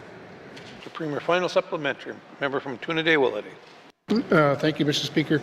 As you know, some of the policies that are in place in government now sometimes don't really meet some of the community needs. So, Mr. Speaker, with CMHC funding set to expire with the housing N.W.T by 2038, there's an urgent need to build capacity with Indigenous governments immediately so they can deliver and manage their own housing. Will the Premier work to ensure that the annual federal public housing funding, along with the operational and maintenance support from CMHC, is directed to regional Indigenous governments so they can begin building and maintaining their own public housing units? Thank you, Mr. Speaker. From Trinity-Willity. Mr. Premier.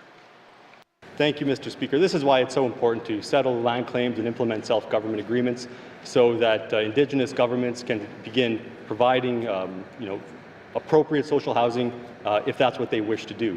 In the meantime, the government of the Northwest Territories provides social housing, and so we need to ensure that we have an agreement with the federal government that is supporting our ability to provide that social housing.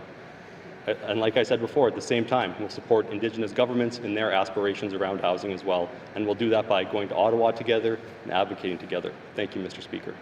Thank you, Mr. Premier. Oral questions. Member from Great Slave. Thank you, Mr. Speaker. Mr. Speaker, over 1 year ago, just a few months after Alberta's government announced proposed changes to gender-affirming care, Northern Mosaic Network reached out to Minister Semler to get answers to questions that community members shared with that organization about how their access to gender-affirming care would be impacted. So, Mr. Speaker, can the minister explain what actions she has taken since then to address the concerns of our 2 LGBTQIA plus community members on access to safe health care out of territory? Thank you, Mr. Speaker. Slave, Minister of Health and Social Services. Thank you, Mr. Speaker. Mr. Speaker, first, I want to assure N.W.T residents that healthcare services for transgender individuals, including children and youth, will continue to be available within our health system. If the Northwest Territories clinical experts in transgender care cannot meet the needs of the residents, a referral can be made to an out-of-territory practitioner. Steps I've taken is to ensure that concrete steps to safeguard access for N.W.T residents are put in place. I've directed my department to secure alternate out-of-territory care pathways for these individuals, meaning when a service is not available to a Northwest Territories residents in Northwest Territories or Alberta, physicians will refer patients to a jurisdiction where they may continue to receive the care they need. Thank you, Mr. Speaker. Minister of Health and Social Services, member from Great Slave. Thank you, Mr. Speaker, and thank you to the Minister for that. Mr. Speaker, considering that the Alberta Premier's visited to Yellowknife for the Western Premiers Conference, the Northern Mosaic Network has reached out to both the Premier and the Minister to collaborate on an action plan to address the state of trans health care for N.W.T residents. And I'm so glad to hear that she has directed her department to secure alternative pathways. However, will the Minister also commit to meaningful collaboration with Northern Mosaic Network on trans health care for N.W.T residents? Thank you, Mr. Speaker. Slade, Minister of Health and Social Services. Mr. Speaker, yes, but I'd like to explain a little bit more. So we have an established working relationship with the Northern Mosaic Network. They helped draft the Northwest Territories guidelines in 2020, and in April 2024, representatives from ECE met with Northern Mosaic Network to discuss and review an update of those guidelines, which will incorporate new research that they're conducting with the University of Manitoba. And we look forward to seeing the recommendations that come from this work, and I am fully committed to continuing our collaboration. Thank you, Mr. Speaker. Thank you, Minister of Health and Social Services. Oral questions. Member from the Decho. Thank you, Mr. Speaker. The government has noted the importance of stabilizing operations in enterprise. Can the Minister of MAC explain what goals or target community services would have to meet in order for the department to be satisfied that the governance and financial issues facing the hamlet have been resolved? Thank you. The member from Decho, Minister of Municipal and Community Affairs. Thank you, Mr. Speaker. First off, I would like to say that it's a last resort to put a government under public administration with the N.W.T, and we've worked with the community many times throughout the last few years, including before our assembly started, in order to maintain the government structure of enterprise. So this isn't a new issue. This is a long-standing issue within the community. So right now, we're working with the public administrator who's in place right now to determine an action plan on what our processes are and how we're going to move through that. So one of the main issues is getting a hold of the accounting processes. There has been no documented accounting procedures done in quite a while, and we don't have any financial statements after 2023-2024 season or year, sorry. So the goal right now is to determine what our path forward is and how to get to where the community is back on track again. Thank you, Mr. Speaker. Mr. Municipal and Community Affairs, member from the Decho. Thank you. Can the Minister discuss what steps the new administrator is currently taking to enter into municipal service agreements with Hay River and other N.W.T communities to deliver or operate services, public utilities, or facilities and enterprise? Thank you, Mr. Speaker. Member from the Decho, Minister of Municipal and Community Affairs. Thank you, Mr. Speaker. Currently, we are a little bit too early to determine that. We just had our administrator put in place. So it's currently the actions that he's doing right now is going through the operations of the community, finding out what resources are needed to operate. Currently, right now, they are operating as they were, so they've already had agreements in place, or some agreements in place. So those are currently being worked on, and then obviously, if there's any more that's needed, he will work those out in order to satisfy the community needs. So again, it's just he's in the state of processing what exactly is needed and have a plan coming out with that. Thank you, Mr. Speaker. Minister of Municipal and Community Affairs. Final supplementary. Member from Decho. Thank you, Mr. Speaker.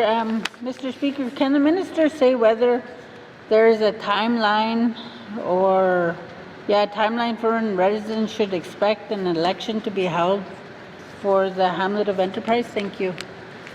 Member from the Decho, Minister of Municipal and Community Affairs.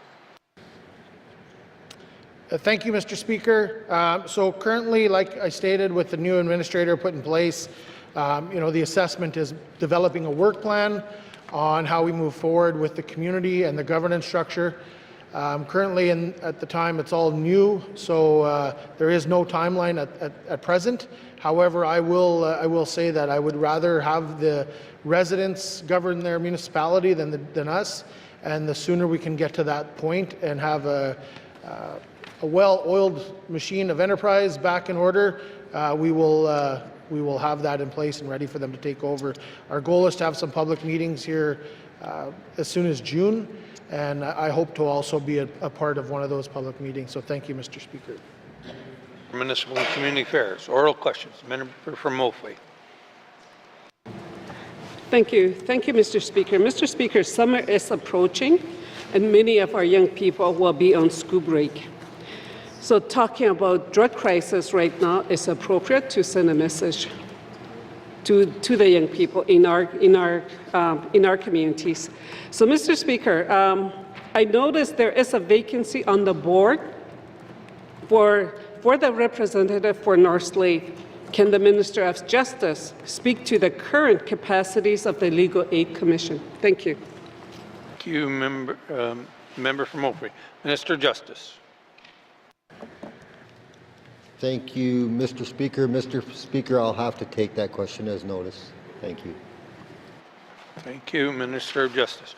Oral questions. Member from Sawtooth.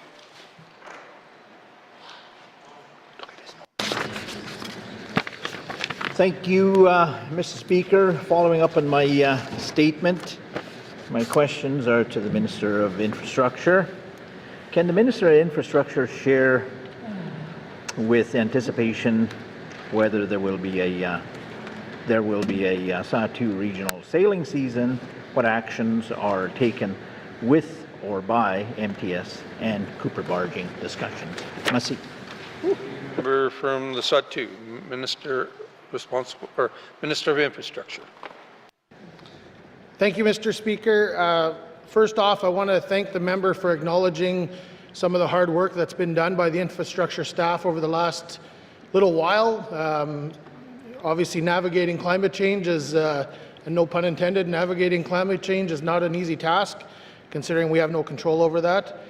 However, the actions being taken by the MTS, or infrastructure staff and MTS, has many plans and layers of it to hopefully have a successful navigating system, and it's really hard to tell right now what that might entail due to the fact of we don't know what the water levels are going to be like. So we are closely monitoring those water levels, and we're closely monitoring the ability to get barges and tugs up and down the river, and those plans have been underway for a while now. So our goal with MTS is to have somewhat of a barging season, which includes a smaller section of barging from Dooley Crossing, as stated earlier, to the Sawtooth area, and potentially from north to the Sawtooth area. So looking at many options. And so the goal is to work with another barging company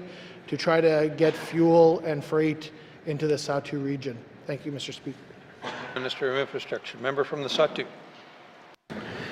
Thank you, Mr. Speaker, and thanks to the Minister for that information. I'm glad to hear that there is preliminary sailing season, hopefully a sailing season discussions.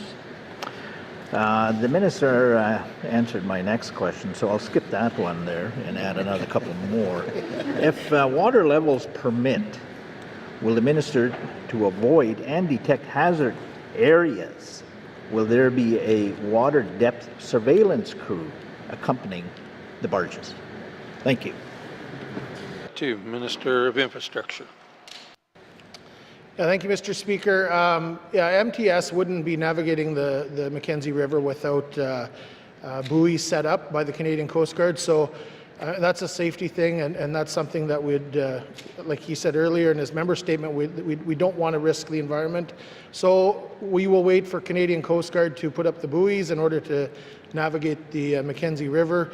And from previous briefings, I know that they're really anticipating getting out there and looking at our waterways. We know some of the trouble spots of getting through, like the Fort Providence Rapid area, Grumbler or the Sansu area.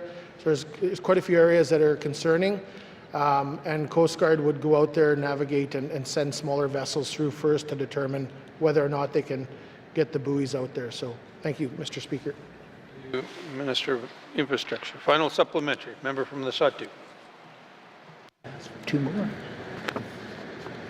Thank you, Mr. Speaker, and thanks to the Minister for that information there. Moving along to my next and final question here. Is there, can the Minister share the information how much cargo is booked for the Satu, whether it's fuel or dry or modular units? Thank you. From the Satu, Minister of Infrastructure. Thank you, Mr. Speaker. That is a very good question. I don't know if I have the details handy yet. I know that they were waiting for a key point to determine whether or not we would even be accepting freight in Hay River to put on the barges, or whether or not they would hold off. So we'd have to wait to determine to see what we're getting. So I'll have to get back to the member to let him know what freight's for the area. Thank you, Mr. Speaker. Thank you, Minister of Infrastructure. Oral questions. Member from Great Slave. Thank you, Mr. Speaker. And Mr. Speaker, not to preclude the work done by the member for Yellowknife North, but a long-standing concern I've heard from nurses prior to my time being a member is that of staff-to-patient ratios. And so my question to the Minister of Health and Social Services is whether or not she's willing to commit to do a review to staff-to-patient ratio to address a long-standing concern of frontline healthcare staff, starting with Stanton, and present those results to them all members. Thank you, Mr. Speaker. Thank you, member from Great Slave. Minister of Health and Social Services.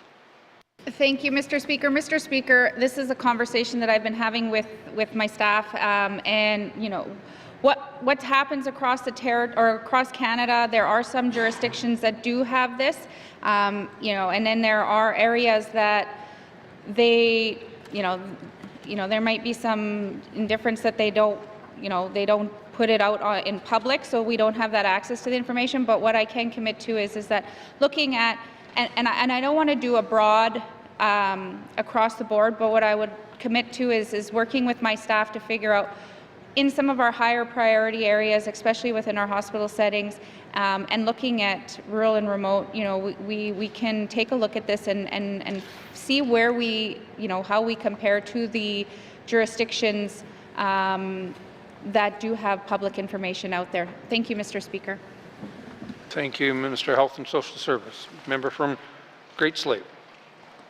Thank you, Mr. Speaker. Mr. Speaker, that's really great to hear. Is there any way that staff will be involved in that process in terms of frontline staff? Because that's really who is bringing these concerns to the fore. Thank you, Mr. Speaker.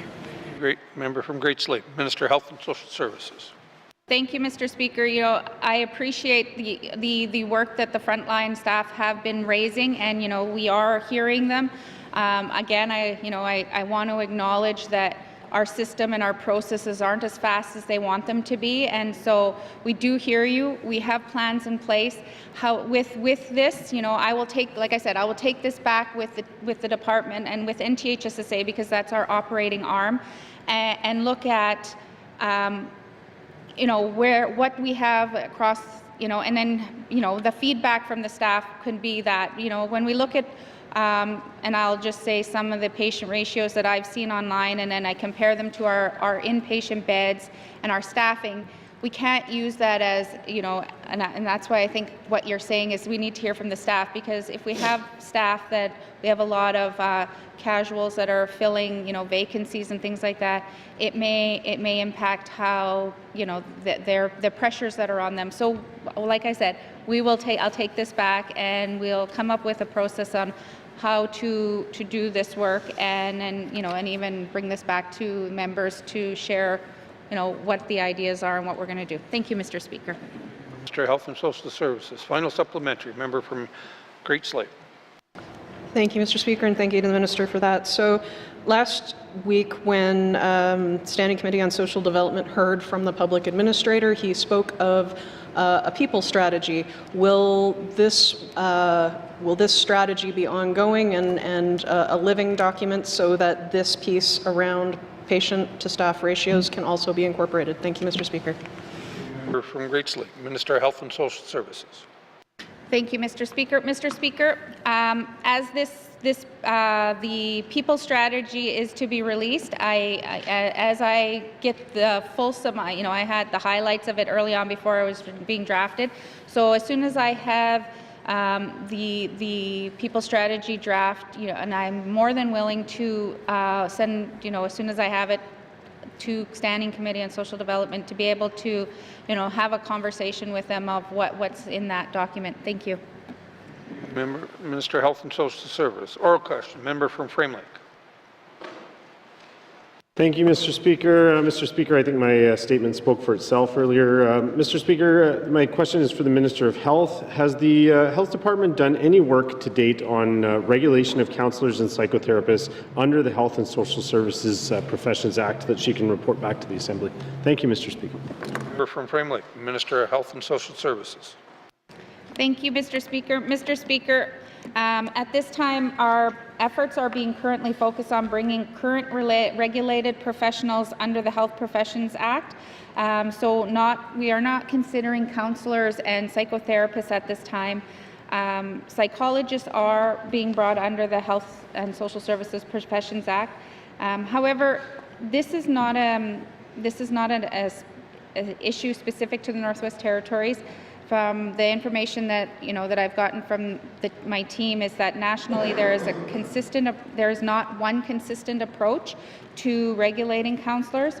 However, for our counselors that are employed by Health and Social Services Community Counseling Program, we do have program standards that state that if they're able to be registered with the professional bodies, that they should do so. Thank you, Mr. Speaker. Minister of Health and Social Services. Member from Frame Lake. Thank you, Mr. Speaker. Mr. Speaker, just following up on that response, I heard a should, but that doesn't sound like a requirement to me. So first of all, can the minister just clarify for the House about that? Is that a requirement or is it simply a recommendation? Thank you. Member from Frame Lake, Minister of Health and Social Services. Thank you, Mr. Speaker. He'd have to be more clear when the response of which part of that I said should. Thank you, Mr. Speaker. Thank you, Minister of Health and Social Service. Member from Frame Lake. Thank you, Mr. Speaker. I hope that this is simply a clarification of the second question as opposed to my third, but I'm simply saying the minister said that something along the lines of councillors under one of their programs, I can't exactly remember which one off the fly, but should register with a regulatory body. I was trying to determine if that is a requirement or simply a suggestion. Thank you. Member from Frame Lake, and I'm going to say it's a clarification. Minister of Health and Social Services. Thank you, Mr. Speaker, and sorry. Yes, and it does say should, and that means that we encourage all our staff, and there are different ways that that they can under the different pieces in Canada, the Canadian Association.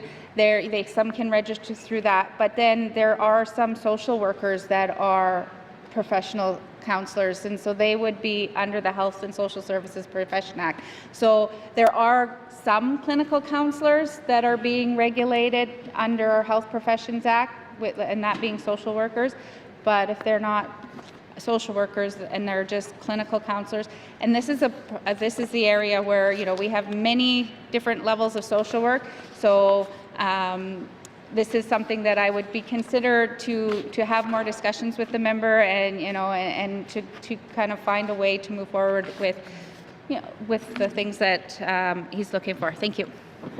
Minister of Health and Social Services. Final supplementary. Member from Frame Lake. Thank you, and I appreciate your indulgence, Mr. Speaker. So, Mr. Speaker, I think the minister has highlighted exactly the problem that I'm trying to raise today, and that is that we do not have a regulated counsellor and psychotherapist under the Health and Social Services Professions Act. Will the minister commit to investigating the potential for regulation of counsellors and psychotherapists and report back to the Assembly? Thank you, Mr. Speaker. From Framley, Minister of Health and Social Services. Thank you, Mr. Speaker. Mr. Speaker, at this time, I would only be, as I said before, what we are focused on are currently bringing in regulated professionals under the Health Professions Act at this time. And so that would be, at this time, I'm not going to be considering that, but it's something that we can discuss further in the future. Thank you. Thank you, Minister of Health and Social Services. Oral questions. Member from Yonley Centre. Thank you, Mr. Speaker. Mr. Speaker, I have a question for the Minister of Education, Culture and Employment, and it's with respect to vaccinations. Recently, Yellowknife had an outbreak, had to close school through the community network, making sure that the messages got out there so parents didn't drop their kids off at school, and hence the measles outbreak happened and went through the process. And we all know measles can be very dangerous. And as well, lastly, Mr. Speaker, there are requirements for example, school-age children to get their vaccinations. But the question more I'm going towards is focusing on teachers and administration and employees. Mr. Speaker, given the recent event and potential risk that could be applied to our loved ones, is the department willing to consider a vaccination mandate, in other words, must requirement for staff and administration at educational facilities that, again, take care of our loved ones? Thank you. Thank you. Member from Yonley Centre, Minister of Education, Culture and Employment.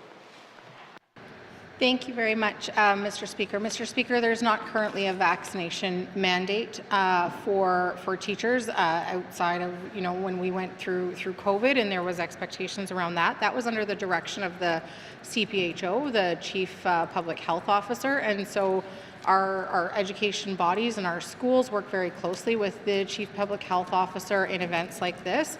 And we ultimately follow the direction of the Chief Public Health Officer to ensure that we are aligned to protect residents and children. Thank you. Minister of Health, Education, Culture and Employment. Member from Yonley Centre. Thank you, Mr. Speaker. Given the risks that can happen with, for example, measles, and given the most recent example of what's happened by shutting a school down, Mr. Speaker, why wouldn't the department look at considering the option of legally requiring staff and teachers to be vaccinated? Thank you. From Yonley Centre, Minister of Education, Culture and Employment. Thank you very much, Mr. Speaker. Mr. Speaker, this would be, a much larger conversation. I'm certainly happy always to take conversations like this back. I would also say that, recommend that people reach out to health and do their vaccinations, and then we can work together to avoid situations like this. Thank you. Thank you, Minister of Education, Culture and Employment. Final supplementary. Member from Yonley Centre. I appreciate the shout out to public health. They do a great job and they certainly help ensure that people are ready. But Mr. Speaker, we are talking about the Department of Education, not the Department of Health. And furthermore, we're talking about schools, not that. So I would be curious on what the minister meant by some type of conversation. Is she willing to take it back to her department to look at, is this something we could do? Is this something, how could it roll out and how could it be envisioned? And certainly in the sense of timing, because I wouldn't expect something like this to be done before the end of May. And I would say something like this does require a fair bit of thinking and transition, as well as acceptance if it was part of a process that the government ended up moving forward. So what could that look like if the minister would be willing to take that back to her department to evaluate or consider? Thank you. Senator, Minister of Education, Culture and Employment. Thank you very much, Mr. Speaker. So, Mr. Speaker, obviously there are many other factors here. First of all, I would need to speak with the Department of Justice to find out if something like this, where the limits are. This is also a question for the public service, and to find out kind of what the limits and expectations are of the public service. At this point, Mr. Speaker, outside of a public health emergency being declared, neither the Department of Education, Culture and Employment nor education bodies can mandate vaccinations or proof of vaccination for school staff. Thank you. Minister of Education, Culture and Employment. Oral questions. Member from Range Lake. Thank you, Mr. Speaker. Mr. Speaker, there's been some very high-profile reporting on information breaches related to this government recently. You can look in old filing cabinets, old desks, and find names, dates of birth, addresses, contact information, employment history, financial and credit card information, and healthcare numbers. So, and also we hear other reports of staff snooping in medical records. The state of our information, our record system, our management of this information seems to be in disarray. Can the Minister of Justice, who has the Access and Privacy Office within his department, explain why this is continuing to happen? Thank you. From Range Lake, Minister of Justice.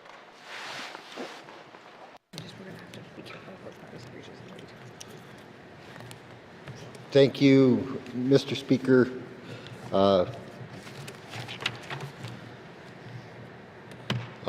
It's a very sensitive area, and I'm unable to respond to the member at this time. Thank you, Mr. Speaker. Thank you, Minister of Justice. Member from Range Lake. Thank you, Mr. Speaker. Well, I know it's sensitive, which is why I'm concerned about it, and certainly the Information and Privacy Commissioner is concerned about it as well. There's been a number of recommendations in these reports, including a clean desk policy when these things get done. Is the minister working on implementing the recommendations of the Privacy Commissioner and implement things like clean desk policies so this does not happen in the future? Thank you. Minister of Justice.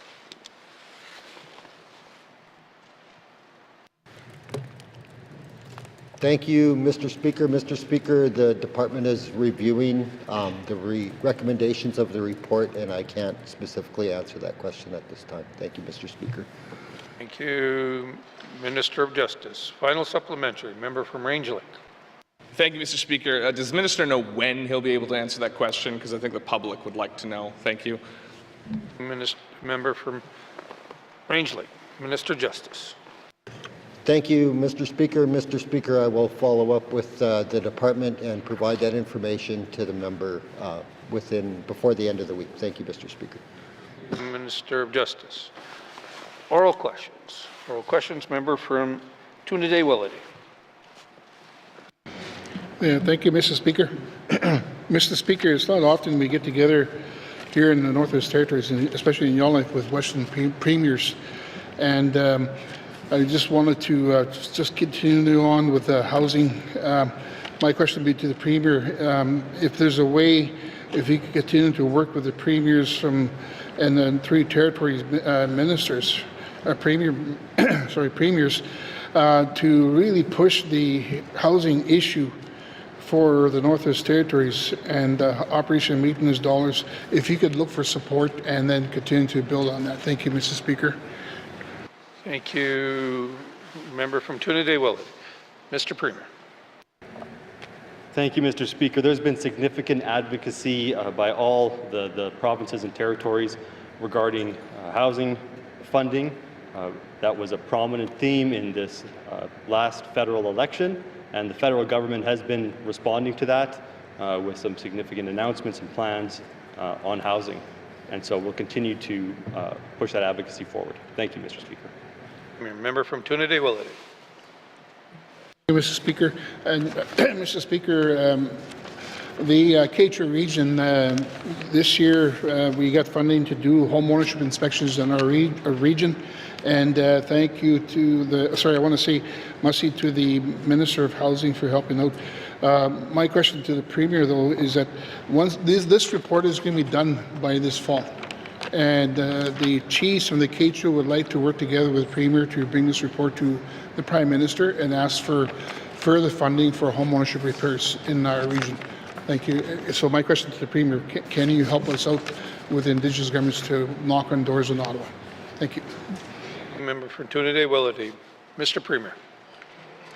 Thank you, Mr. Speaker. We can always work with Indigenous governments to knock on doors in Ottawa, but there's more than just the Prime Minister in Ottawa, and there's more than just the Premier in the Cabinet, so I'd have to defer that question to the Minister of Housing. Thank you, Mr. Speaker. Thank you, Minister.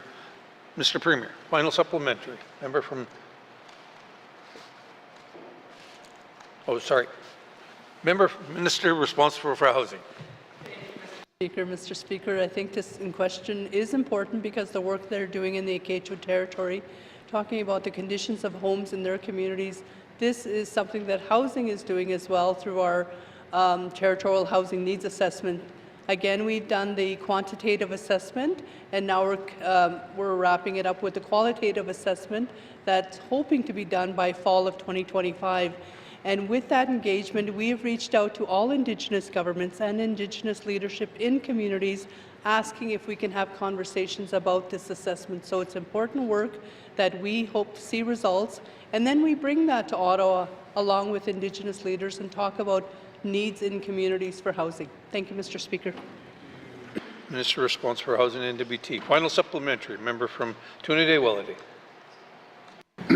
Yeah, thank you, Mr. Speaker. And I'm really happy to hear that because it's very important on those two items. One is to restore and reinstate the home ownership program, and also to go to Ottawa to push for funding for the home ownership repairs in our riding.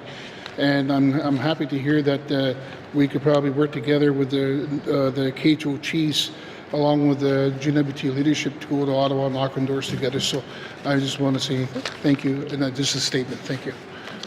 Colleagues, I do not want to have statements.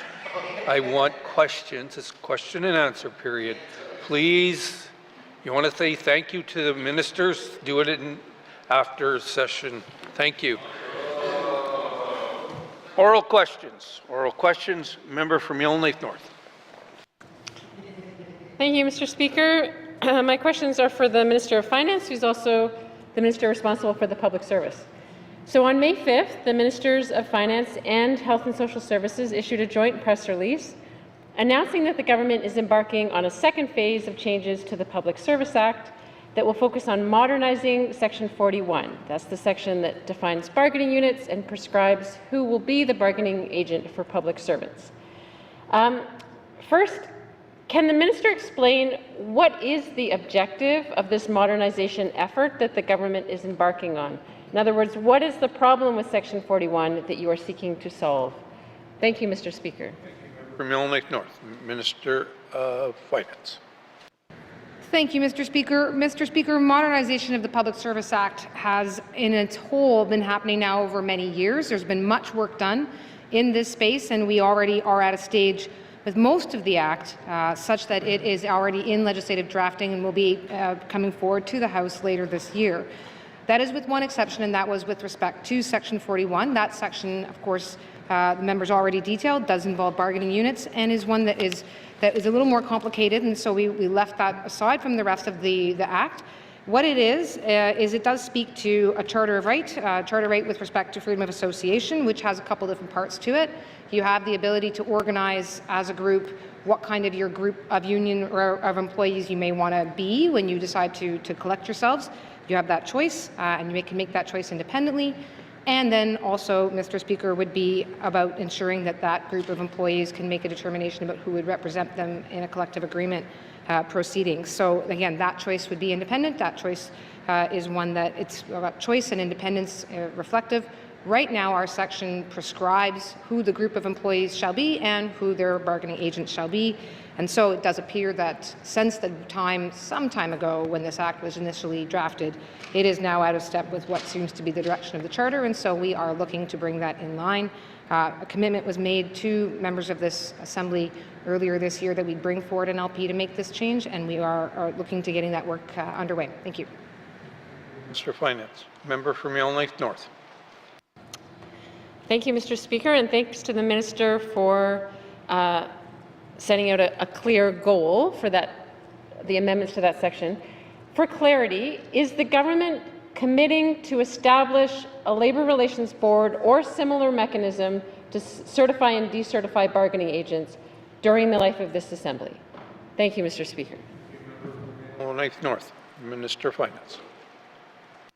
Thank you, Mr. Speaker. Mr. Speaker, the commitment I want to make really is one of fixing the problem that I just described in the last answer, and it may well be that it's that the solution is a Labour Relations Board. It may well be that there's some other entity or organization that can conduct the bargaining or that can conduct a certification if that's what is ultimately required.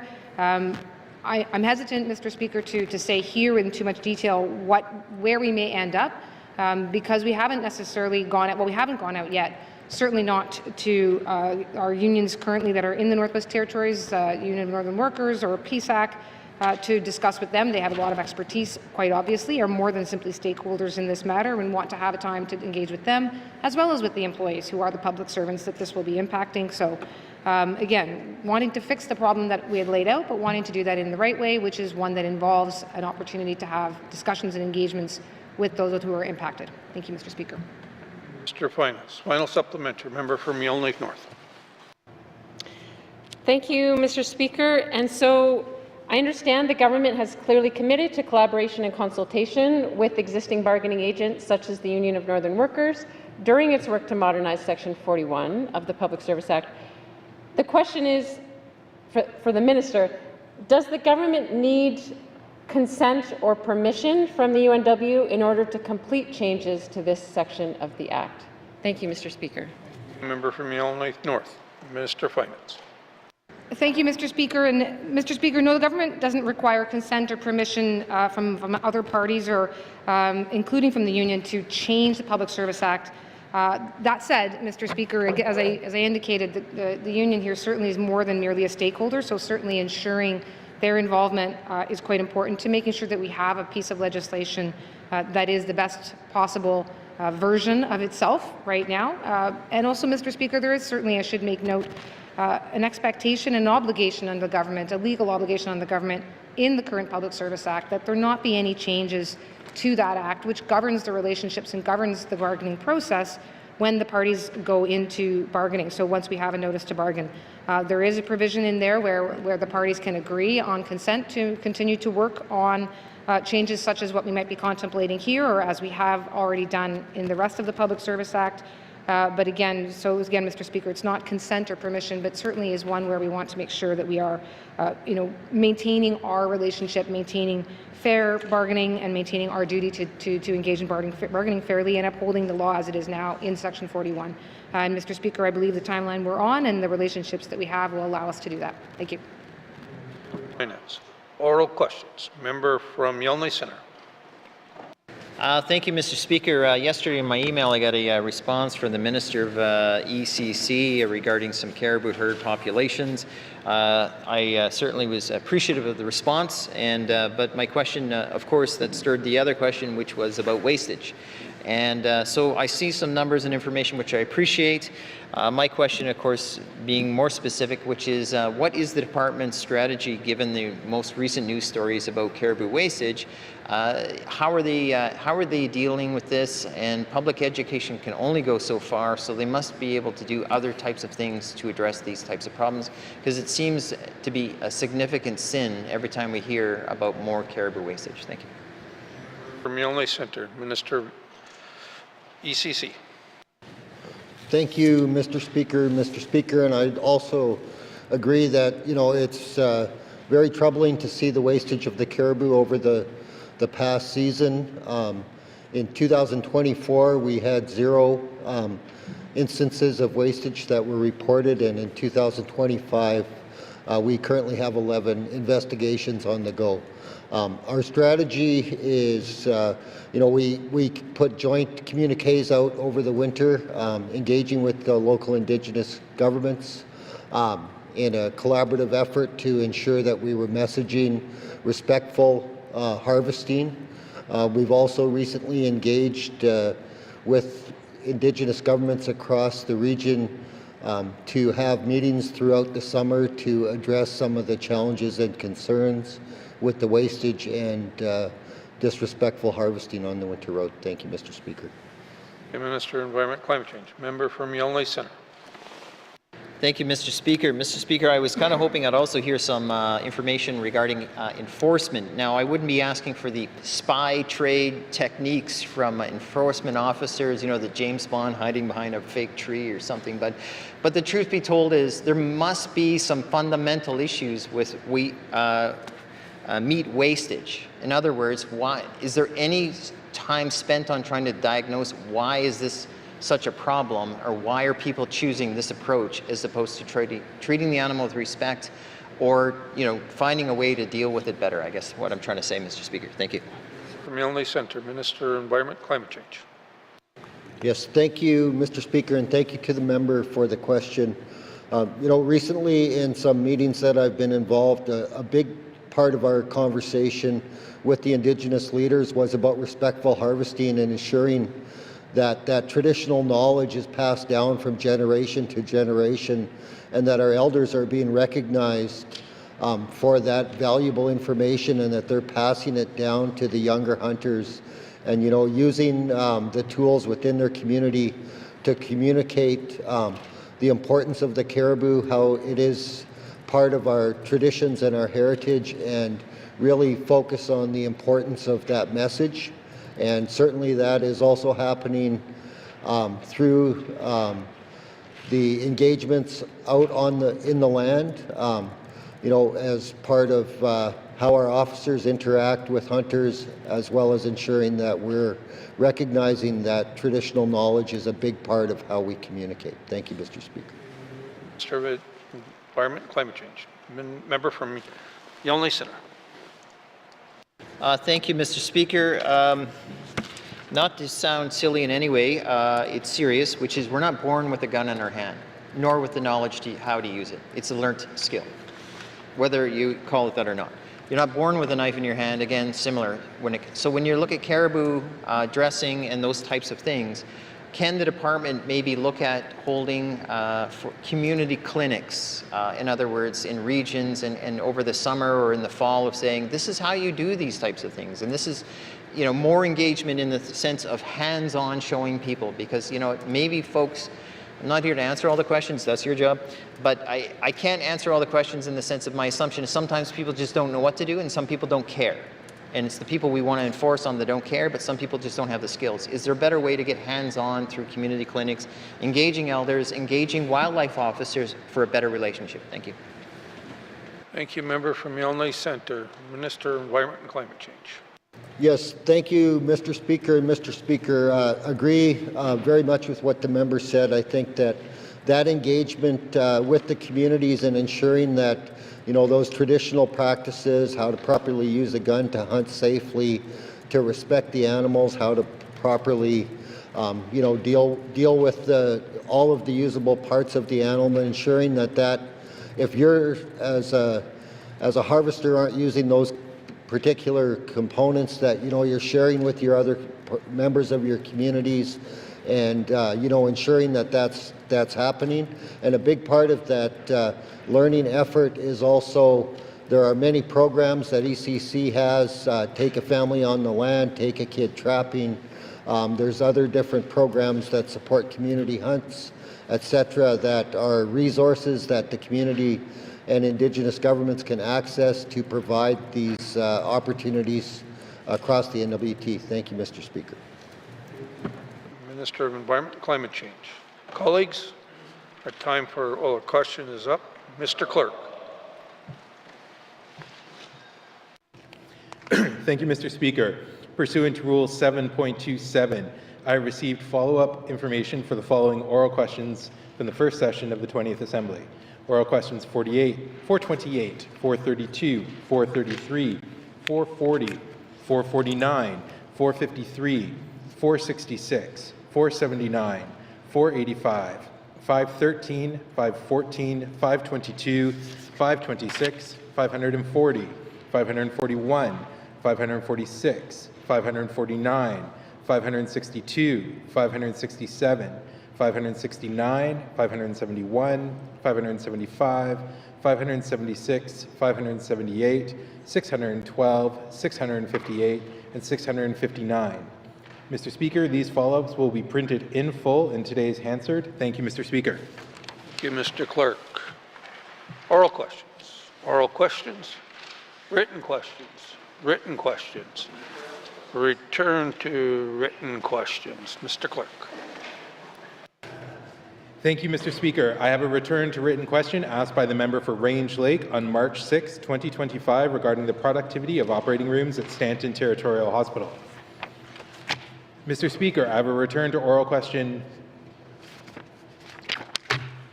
asked by the member for Monfwi on March 3, 2025 regarding title transfer issues in the Clecho region.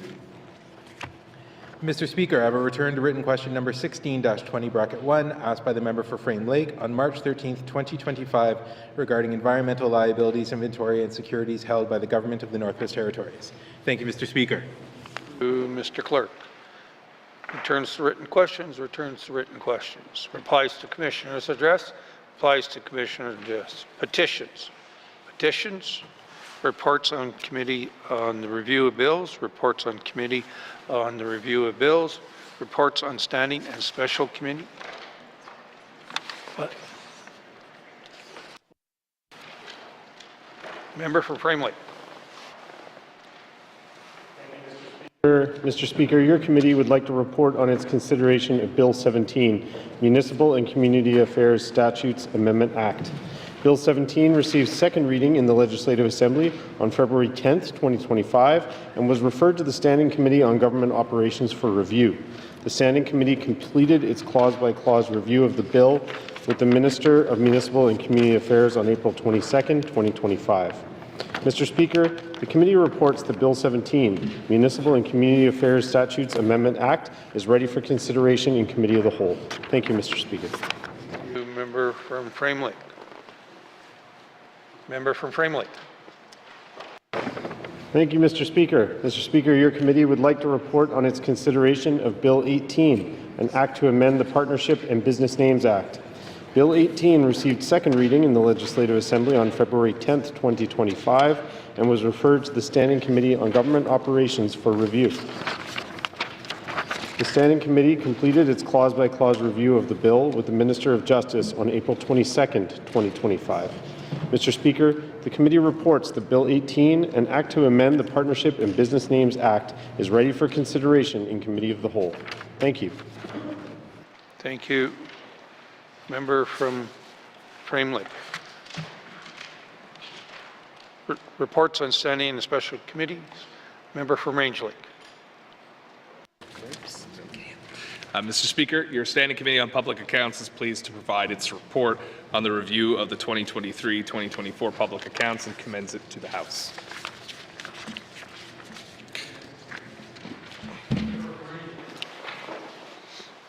Thank you, Mr. Speaker. Mr. Speaker, from January to April 2025, the Standing Committee on Public Accounts Committee publicly reviewed the 2023-2024 public accounts.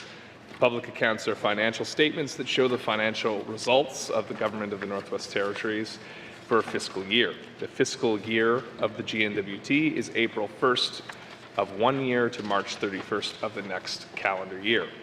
Committee recognizes the new public accounting standards will be implemented on April 1st, 2026, affecting the 2025-2026 fiscal year. Committee has therefore not recommended changes to the N.W.T accounting practices at this time, as committee appreciates that the adoption of the new standards will be comprehensive and take time to implement, which will impact some government reporting entities, or GRE.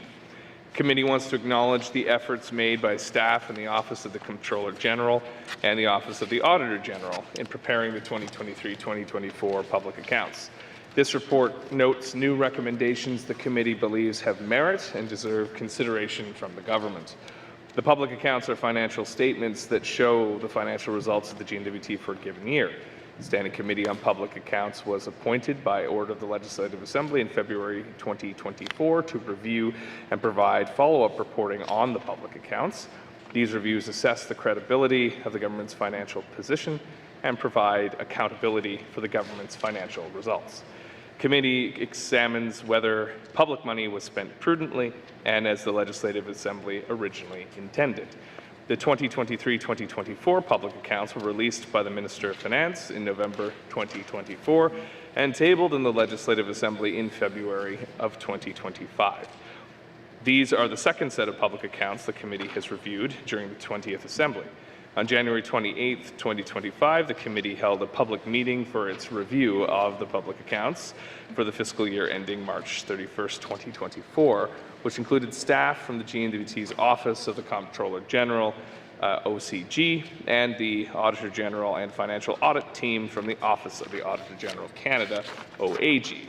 Following its January hearing, committee invited staff from the Department of Environment and Climate Change, ECC, the Department of Municipal and Community Affairs, MACA and the OCG to a public meeting held on April 3rd, 2025 to answer further questions about environmental liabilities and local capacity.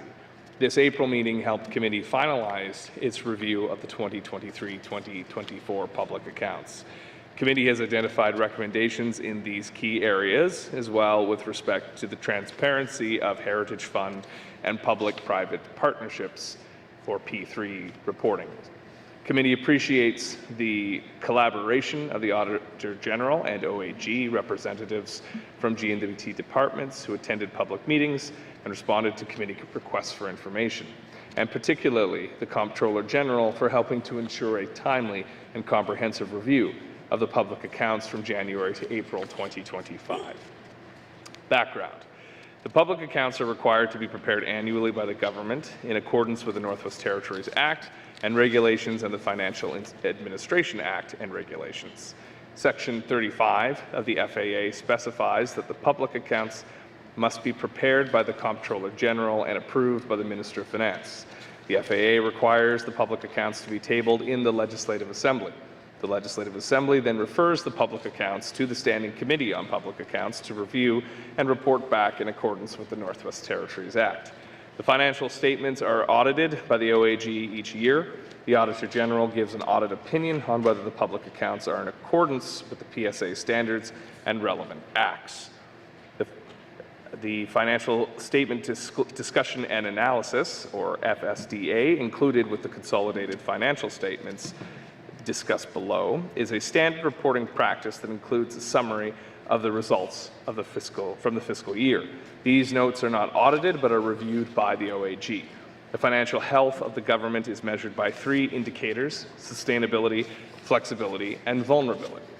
The FSDA also provides Roman numeral I, an overview of the territorial debt and the N.W.T economy in comparison to other provinces and territories.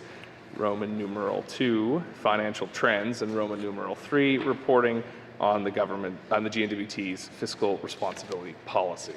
The public accounts currently have 4 sections. Section 1, consolidated financial statements and financial statement discussion and analysis. The consolidated financial statements must include all government-controlled organizations, brackets, all N.W.T departments, revolving funds, public agencies, and other entities that make up the government reporting entity, or GRE.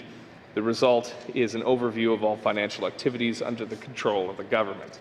These statements show Roman numeral I, the cost of providing programs and services, Roman numeral II, cost of financing debts, Roman numeral III, an annual surplus or deficit, Roman numeral IV, consolidated budget, Roman numeral V, revenues received in this year, and Roman numeral VI, assets and liabilities of the government.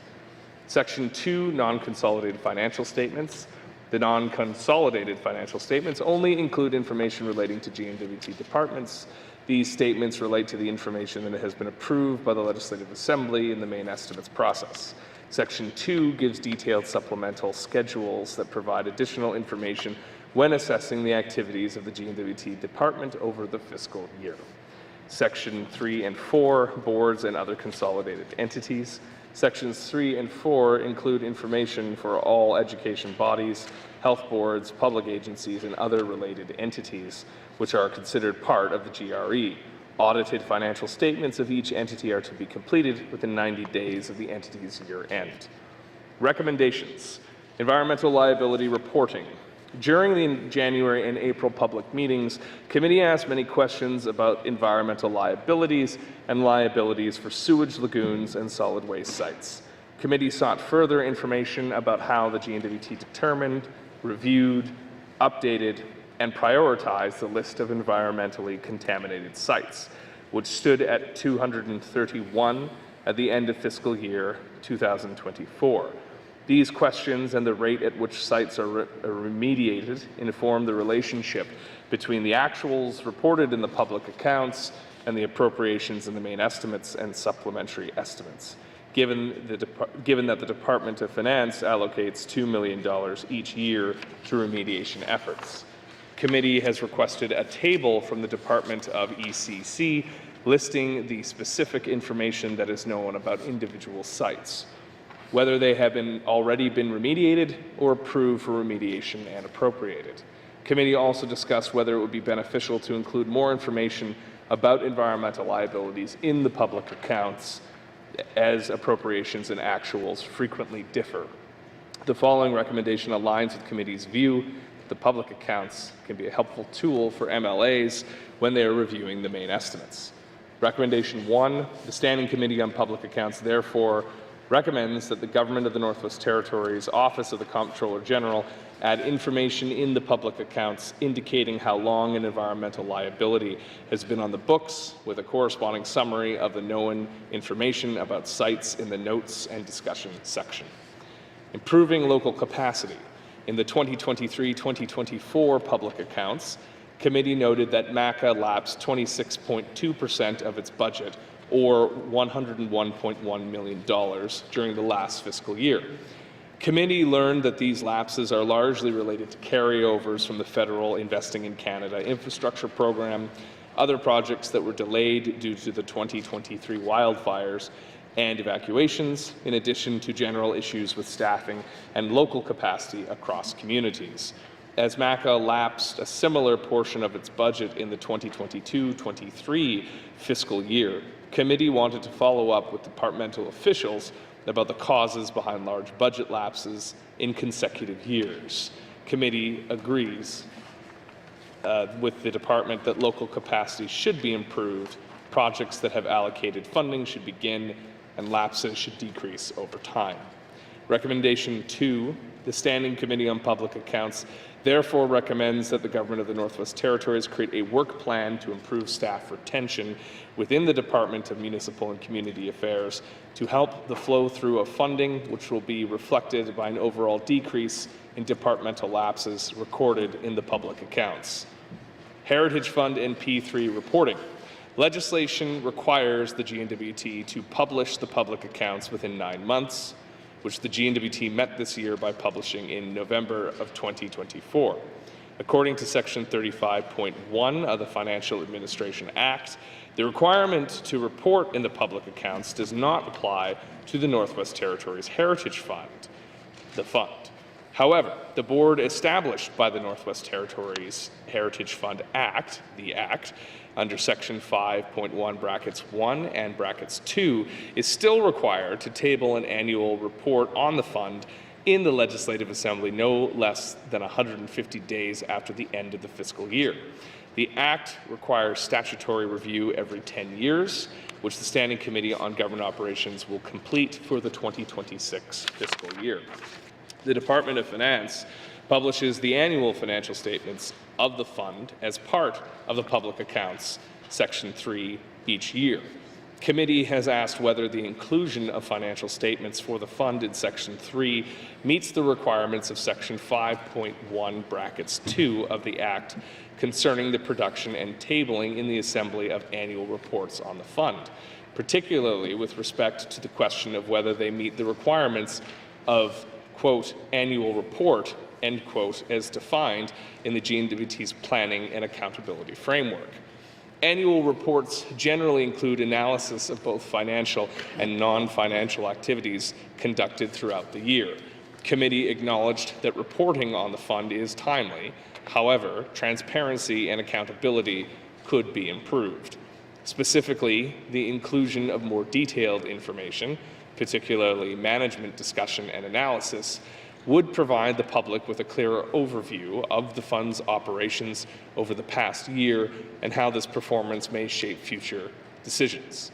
Recommendation 3, the Standing Committee on Public Accounts therefore recommends that the Government of the Northwest Territories, the Northwest Territories Heritage Fund Board, and the Office of the Comptroller General enhance the transparency and accountability of the reporting on the Northwest Territories Heritage Fund in the public accounts by including more information about the fund's activities, investments, management discussion, analysis, as well as an overview of operations from the previous fiscal year. During the 19th Assembly, the Standing Committee on Government Operations recommended that the N.W.T, quote, classify the Stanton Legacy Project as a private public-private partnership, P3, end quote, in its report on the review of the 2018-19 and the 2019-20 public accounts, which committee reiterated in its report on the review of the 2022-2023 public accounts. The N.W.T maintains that the government is unable to accept this recommendation as the Department of Finance has determined the most appropriate accounting treatment on the public service accounting standards. A P3 is a collaborative arrangement between a government and a private sector partner to deliver public infrastructure or services. In a P3, the private partner typically takes on significant responsibilities, such as designing, building, financing, operating, or maintaining a facility over a long-term contract. While the N.W.T will not report the Stanton Legacy project as a P3, committee feels that there should still be increased transparency so that the public has a sense of what happened and why the government reassumed responsibility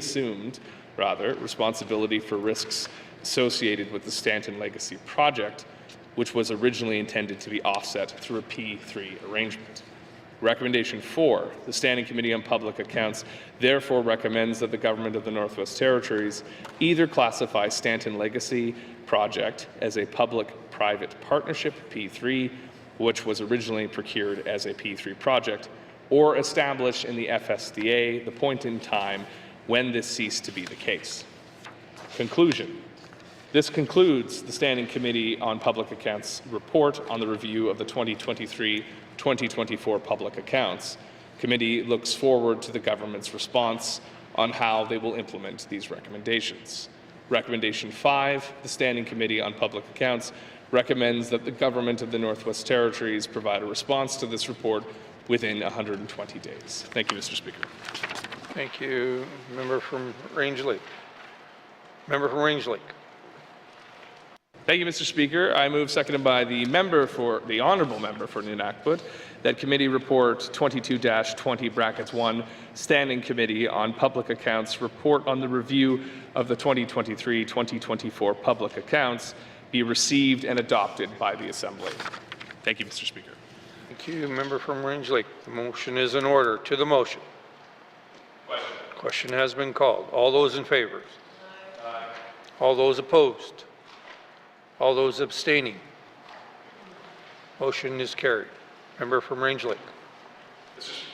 Mr. Speaker, I move, seconded by the honourable member for N.W.T, that pursuant to Rule 9.4(5)(a), the Government of the Northwest Territories table a comprehensive response to this report, including all recommendations within 120 days or at the earliest opportunity subsequent to the passage of 120 days. Thank you, Mr. Speaker.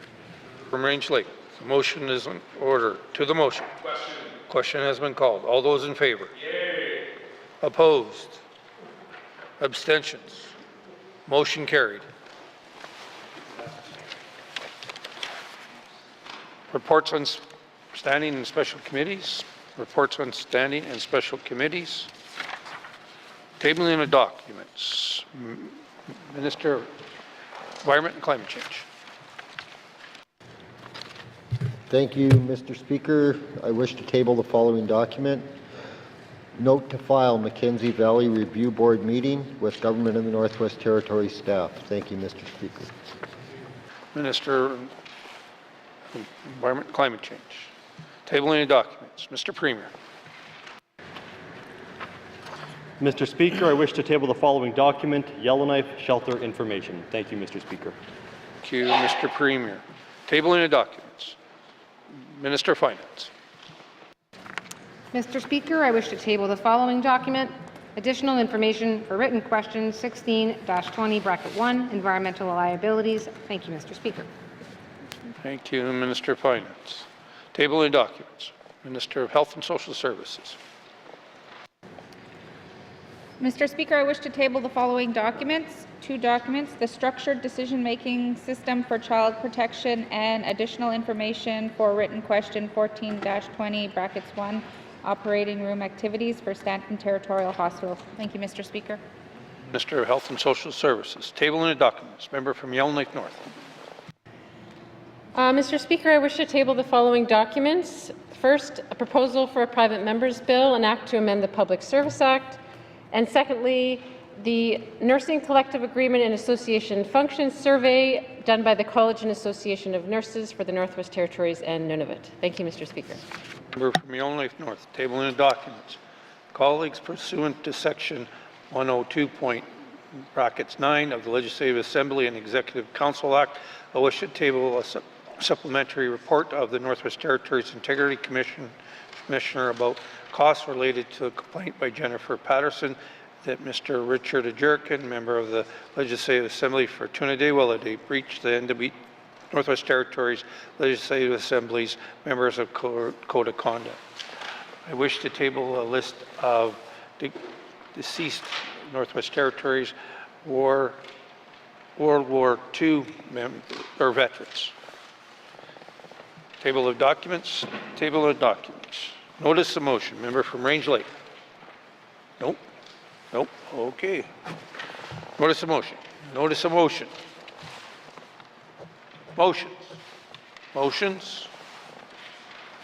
Notice of motions. First reading the bills. Yellowknife North.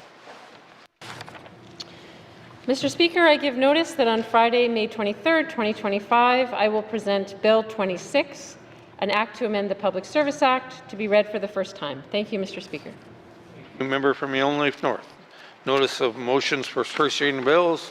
Notice of motions first reading of bills. First reading of bills. First reading of bills. Second reading of bills. Second reading of bills. Consideration in committee of the whole of bills and other matters. Consideration in committee of the whole of bills and other matters. Reports of the committee of the whole. Reports of the committee of the whole. Third reading of bills. Third reading of bills. Orders of the day, Mr. Clerk. Thank you, Mr. Speaker. Orders of the day for Thursday, May 22nd, 2025 at 1:30 p.m. Prayer reflection, minister statements, member statements, motions, returns to oral questions 666-20(1), recognition of visitors in the gallery, acknowledgements, oral questions, returns to written questions, replies to the Commissioner's address, petitions, reports of committees on the review of bills, reports of standing and special committees, tabling of documents, notices of motion, notice of motion for first reading of bills, first reading of bills, second reading of bills, consideration in committee of the whole of bills and other matters, report of committee of the whole, third reading of bills, orders of the day. Thank you, Mr. Clerk. This House stands adjourned until Thursday, May 22nd, 2025 at 1:30 p.m.